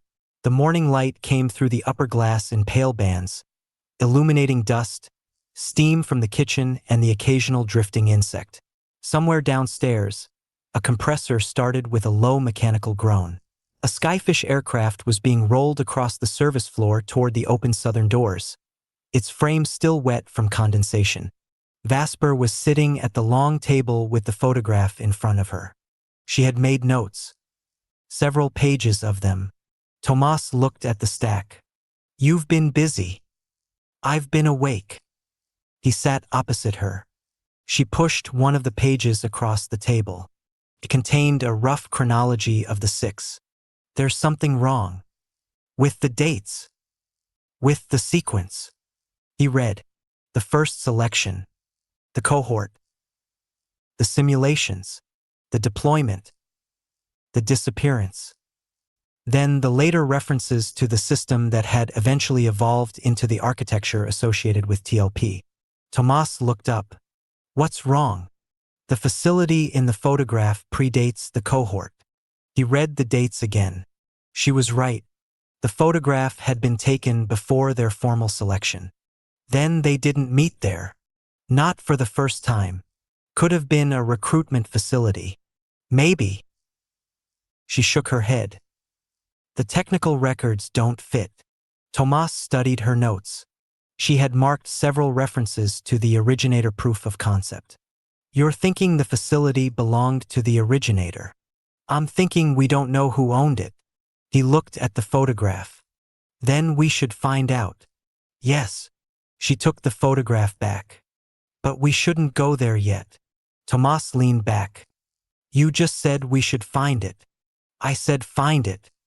He understood the distinction. They had been dealing with systems designed to manipulate people who moved too quickly from incomplete information to action. Their own situation was beginning to resemble one of those simulations. The photograph was evidence. It was not an instruction. The old engineer joined them shortly after breakfast. He came through the courtyard carrying a tablet and a paper folder, looking irritated in the way of someone who had spent the first hour of the morning discovering that several systems he considered reliable had decided otherwise. He saw the photograph. "You opened the 6th folder." Vasper looked at him. "You knew what was in it." "I knew what it was supposed to contain." "That's not the same thing." "No." He pulled a chair toward the table. For a moment none of them spoke. The guild house moved around them. A woman from the food guild was unloading crates of vegetables. Two engineers were arguing about a drone's navigation profile. Someone upstairs was running a vacuum against the floor with a machine that seemed far too powerful for its purpose. Through the open southern doors came the smell of wet earth and diesel from a municipal vehicle passing on the street. The old engineer looked at the photograph. "I didn't know you would recognize it." "I don't recognize it," Tomas said. "You reacted." "I react to things I don't understand." The old engineer smiled faintly. "That's one of the reasons they selected you." Vasper watched him. "Who selected us?" He did not answer immediately. Then he said, "That's the wrong question." She leaned forward. "Then give me the right one. Who needed you?" The answer disturbed her more than she expected. It implied that the program was not a single institution with a single purpose. There had been needs. Different institutions. Different objectives. Different stages. The six might have been assembled not by one master plan but by several systems converging on the same capability. Tomas looked at the old engineer. "The facility." The old engineer nodded. "You want to know where it is?" "Yes." "I know where it was." Vasper went still. "Was?" "It isn't there anymore." Tomas looked at the photograph again. "What happened?" The old engineer folded his hands. "Nothing." Vasper frowned. "Nothing? Nothing happened to the facility. Then why isn't it there?" "Because the place you are looking for isn't the place you think it is." The explanation took the better part of the morning. The old engineer brought up a geographic archive and projected it onto the wall of the guild house's upper computing room. The wall was not meant to function as a screen, but someone had coated it with a matte surface months earlier and it now served well enough. The image began as a map. Then layers appeared. Coastline. Infrastructure. Historical property boundaries. Communications networks. Weather records. Military exclusion zones. Maritime corridors. The photograph was not from one of the obvious locations. It had been taken from an elevated platform. Not a tower. Not a building. Something airborne. Tomas stared at the geometry of the horizon. The camera was moving. Yes. Slowly. Probably. How do you know? The old engineer enlarged the image. The vertical lines of the facility remained stable, but the horizon showed a slight curvature in perspective inconsistent with a stationary camera at that height. Vasper looked at the photograph again. The facility was on something mobile. The old engineer nodded. "That's one possibility." Tomas looked toward him. "You know." "I know enough." "Then tell us." The old engineer hesitated. The facility was part of an early distributed infrastructure experiment. Distributed what? Computing. Tomas frowned. Why would a computing facility need to move? It didn't. The old engineer enlarged another layer. It needed to disappear. The room changed when he said that. Not dramatically. Nobody gasped. Nobody stood. The building simply continued existing around them while the implications settled into place. Vasper looked at the map. Disappear from whom? Everyone. That isn't an answer. It is if the system was being tested under adversarial conditions. Tomas stared at the image. An infrastructure system designed to survive without being found. Yes. By whom? The old engineer looked at him. That depends on what year you're asking about. The answer sounded evasive. Vasper recognized the technique. You are still protecting someone. No. Then you're protecting the architecture. He looked at her. Maybe. That was the first thing he had said that sounded like fear. Vasper noticed. She did not press him. Not yet. They spent the afternoon inside the guild house's archive and computing rooms. The building had changed around them while they worked. Morning became noon. Noon became afternoon. The heat outside increased, and the courtyard became brighter and quieter as people moved indoors. The glass walls of the upper floor turned the jungle into a wall of green. Air conditioning units hummed. Fans moved warm air from one part of the building to another. The archive room was too small for 3 people. They moved into the computing area instead. It had once been a corporate executive suite. The old carpeting had been removed, exposing a concrete floor crossed by power conduits. Server cabinets occupied one wall. Another held modular storage units and a collection of obsolete devices that the Computing Guild refused to throw away because, as one of its members had explained, you never know when history becomes useful. The old engineer seemed to agree. He opened historical databases. Not the public ones. Not classified systems. Older repositories. Corporate archives. Abandoned technical registries. Property records. Environmental surveys. Aerial imagery. Shipping data. Communications maps. The facility appeared in none of them. Then they found it. Not the facility. A gap. A region in which several unrelated datasets showed the same anomaly. Vasper noticed first. There. Tomas moved closer. What? The absence. She pointed to the map. For several years, the region had almost no reliable aerial imagery. Not because of cloud cover. Not because of equipment failure. The coverage simply stopped. Then resumed. Different satellites. Different providers. Different resolutions. But the same blank region remained. Tomas looked at the old engineer. That's deliberate. Probably. Who controlled the area? No one officially. Unofficially. The old engineer did not answer. Vasper did. Someone who didn't want the place to exist. The old engineer looked at her. Or someone who didn't want anyone to know what it was.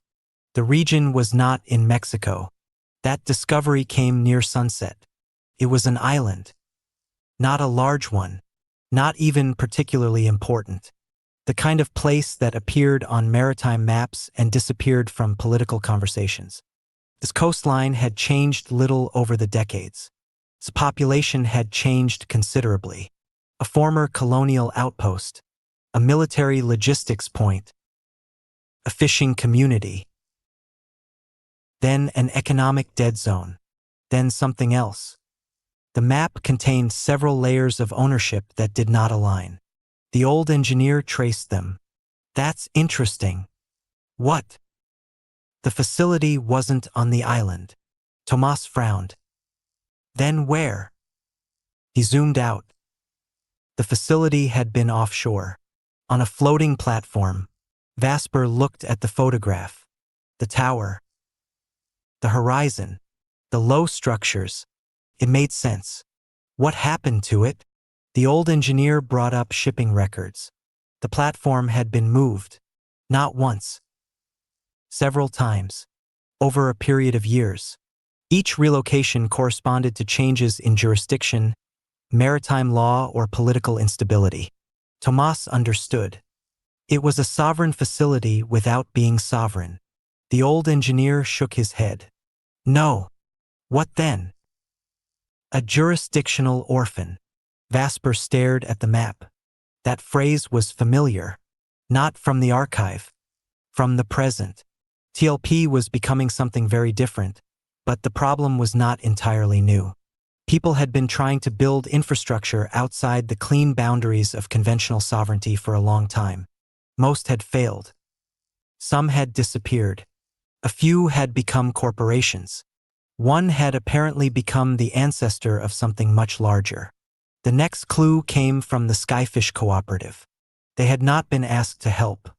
They simply noticed that 3 people had been staring at maritime maps for several hours and assumed there was a problem.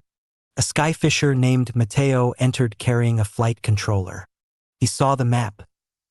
That's old. Tomas looked at him. You know it. Not the platform. The region. Matteo set the controller down. My grandfather used to work supply runs out there. Vasper looked at him. Supply runs for whom? Didn't know. Didn't know? He wasn't supposed to ask. Tomas glanced at the old engineer. Matteo noticed. What's this about? Nobody answered immediately. The skyfisher looked at the photograph. His expression changed. I've seen that. Vasper stood. Where? Not the picture. He pointed at the background. The tower. Tomas moved beside him. Matteo touched the screen. That tower was part of a navigation array. For what? Aircraft. Military? No. Then? Autonomous freight. The room became quiet. Matteo continued. Back then, the system was experimental. My grandfather said the aircraft could cross long distances without a conventional control center. Tomas stared at him. Where was the control center? Matteo looked at the map. There wasn't one. That answer changed the direction of the investigation. The platform was not primarily a computing center. It was a node. A node in a system that had been designed to function without a central command facility. The computing architecture was distributed across infrastructure. Some nodes were stationary, some mobile, some airborne, some underwater. The platform had been one part of a much larger network. The six had not been trained to operate a facility. They had been trained to operate inside a civilization-scale system before anyone had decided to call it that. Tomas felt something inside him shift. He knew the architecture, not intellectually, physically. His body understood the idea before his mind did. The system had no center. The people inside it had to become capable of moving between domains because the infrastructure itself did.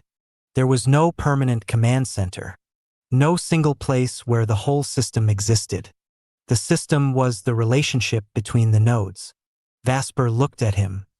You've seen this before. He shook his head. Not like this. But I know how it feels. She did not ask what that meant. She knew. That night they did not sleep. The investigation had become too large. The guild house quieted around them as the other workers left. The kitchen shut down. The courtyard lights dimmed. The robotics floor entered night maintenance mode. The building's autonomous systems continued operating. A machine checked doors. Another inspected batteries. A small cleaning robot moved through the corridors, passing beneath the old corporate photographs that nobody had bothered to remove. Tomas and Vasper remained in the computing room. The old engineer had gone home. Matteo had stayed. They were reconstructing the old network. The first layer was relatively simple. Autonomous transport, distributed computing, mobile nodes, local decision-making, redundant communications. Then came something stranger. A layer of human operators. The six. Their role had not been to command the system. It had been to interpret it. When the machines disagreed. When institutions conflicted. When information was incomplete. When local autonomy created consequences elsewhere. The six were the human layer between independent systems. They were translators. Not merely between languages. Between kinds of reality. Tomas looked at the model. That's why Vasper was diplomatic. She looked at him. That's why I was trained to become redundant. He nodded. She understood before he did. A system that depended upon one diplomat was fragile. A system that could teach diplomacy to its successors was resilient. The same principle applied to the others. The engineer had to teach the system how to repair itself. The cartographer had to teach it how to navigate without a central map. The system specialist had to teach it how to continue when disconnected. The analyst had to teach it how to infer what it could not observe. And the missing sixth. Tomas stopped. What? Vasper asked. He stared at the model. The sixth. What about her? We don't know what she did. Vasper leaned closer. Maybe that's because her role wasn't operational. Then what? Tomas looked at the architecture. The system needed someone to decide when the system itself was wrong. Vasper said nothing. They both understood the implication. That role could not be automated easily. It required a person capable of stepping outside the assumptions of the architecture while still understanding it from within. A person who could say, "This is working exactly as designed, and the design is wrong." Tomas felt cold despite the heat. Maybe that's why she disappeared. Near dawn, they found the final coordinate. Not a precise location. A route.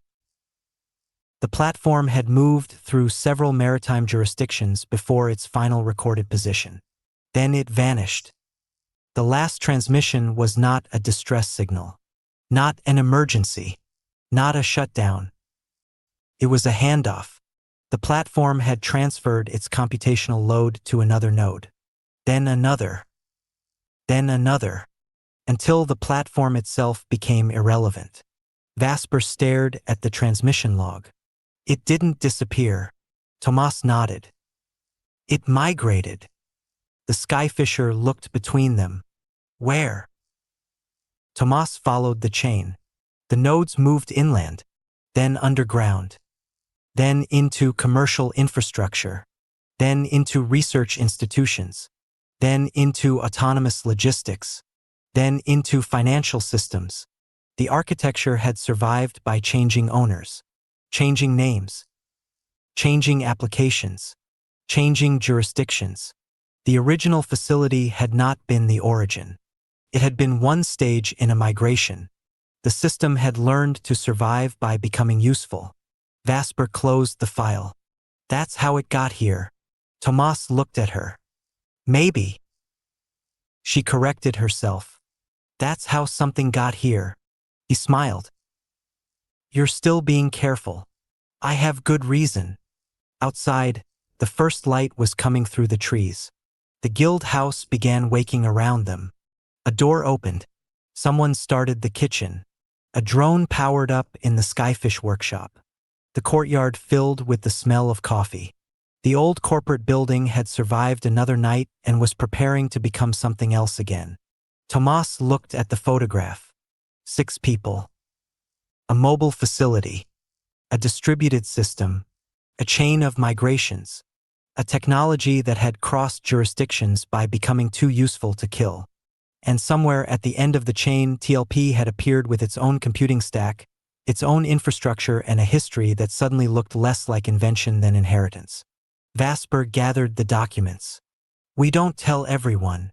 Tomas looked at her. Agreed. Not yet. Who do we tell? She considered the question. Then she looked through the glass toward the courtyard, where people were already arriving for work. Ground truthers, guild members, severance professionals, skyfishers, engineers, teachers, and people whose titles had ceased to matter the moment they entered the building. People who can understand what we're looking at without immediately trying to own it. Tomas laughed softly. That narrows it down. It does. She put the photograph back into its sleeve. Then she stopped. There was something written on the bottom edge of the photograph that neither of them had noticed before. A number. Not a date. A node identifier. Vasper read it twice. Tomas took the photograph. The identifier matched one of the earliest computational addresses in the recovered network. He looked toward the guild house's server room, then toward the skull beyond the trees. For the first time, the old archive did not feel like something buried in the past. It felt like something that had been waiting for them to become capable of reading it. The waiting game is already underway.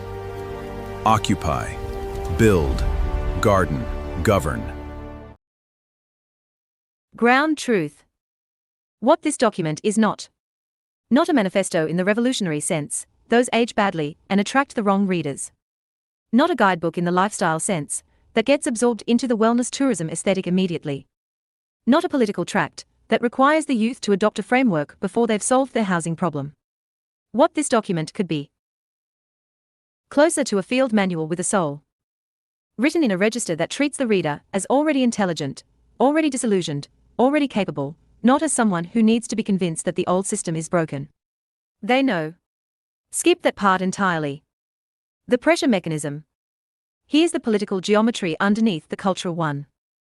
A countercultural document that circulates globally and positions Aldea Zamá's undeveloped terrain as the world's most compelling Zone B destination does something the developer cannot undo with a press release. What is actually here, the physical reality, written without developer language? What is actually missing, the 7 absences named in plain speech for people who've never read a development doctrine? What you can build with almost nothing, the off-grid infrastructure stack as practical instruction. What the forebears carry that you need, the schism named honestly, the complementarity named honestly. How occupation becomes ownership, the sweat equity logic, the contribution economy, the anti-dispossession architecture. Layers are now operational of the Tulum Sustainable Development Zone. Despite minor data corruption regarding land narrative, the impact report remains positive.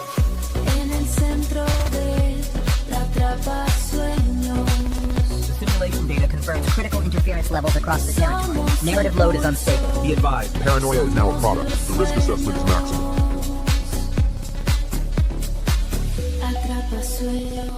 Remain sovereign amid the noise. They said value lives in banks, in towers made of glass, in ledgers nobody can read. The rise of contribution capital. The receipt that ate capitalism.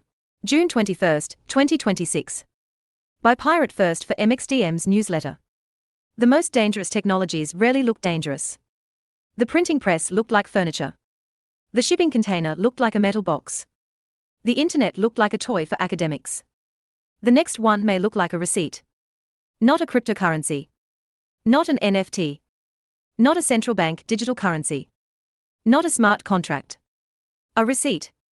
A simple physical record that says, I contributed something valuable to my community. And then refuses to disappear.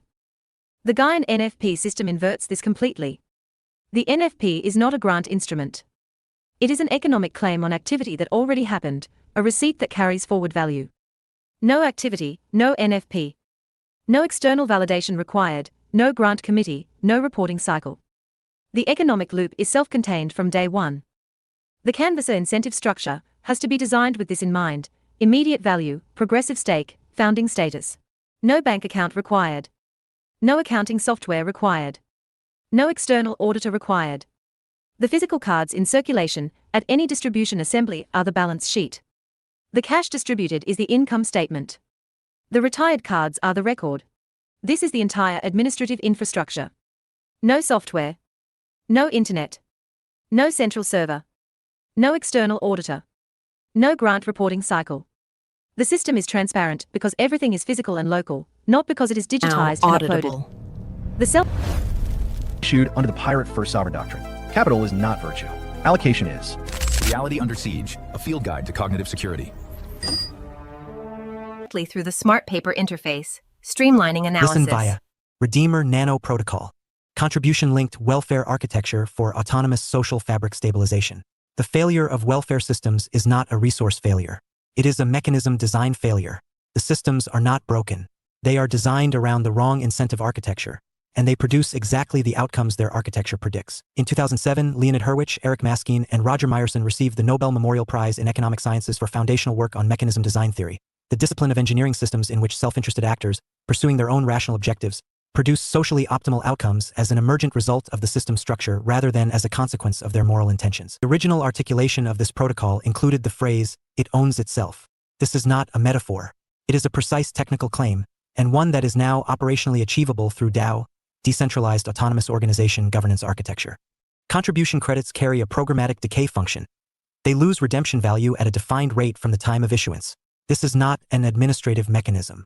It is a behavioral economics intervention with a specific documented purpose. Protocol that verifies eligibility cryptographically without surveillance, rewards contribution without demanding surveillance of contribution, expands autonomously through rational participant incentives, governs its own parameters through collective choice mechanisms, and executes resource distribution without administrative intermediation is not a better welfare program. It is the replacement of welfare program logic with mechanism design logic.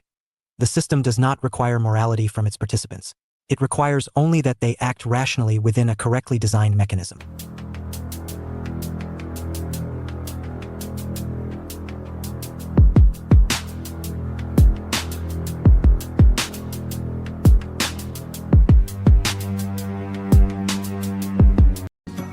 One small gift in a crowded street, no strings attached, just something sweet. A smile exchange where strangers meet, tiny sparks become build upon them.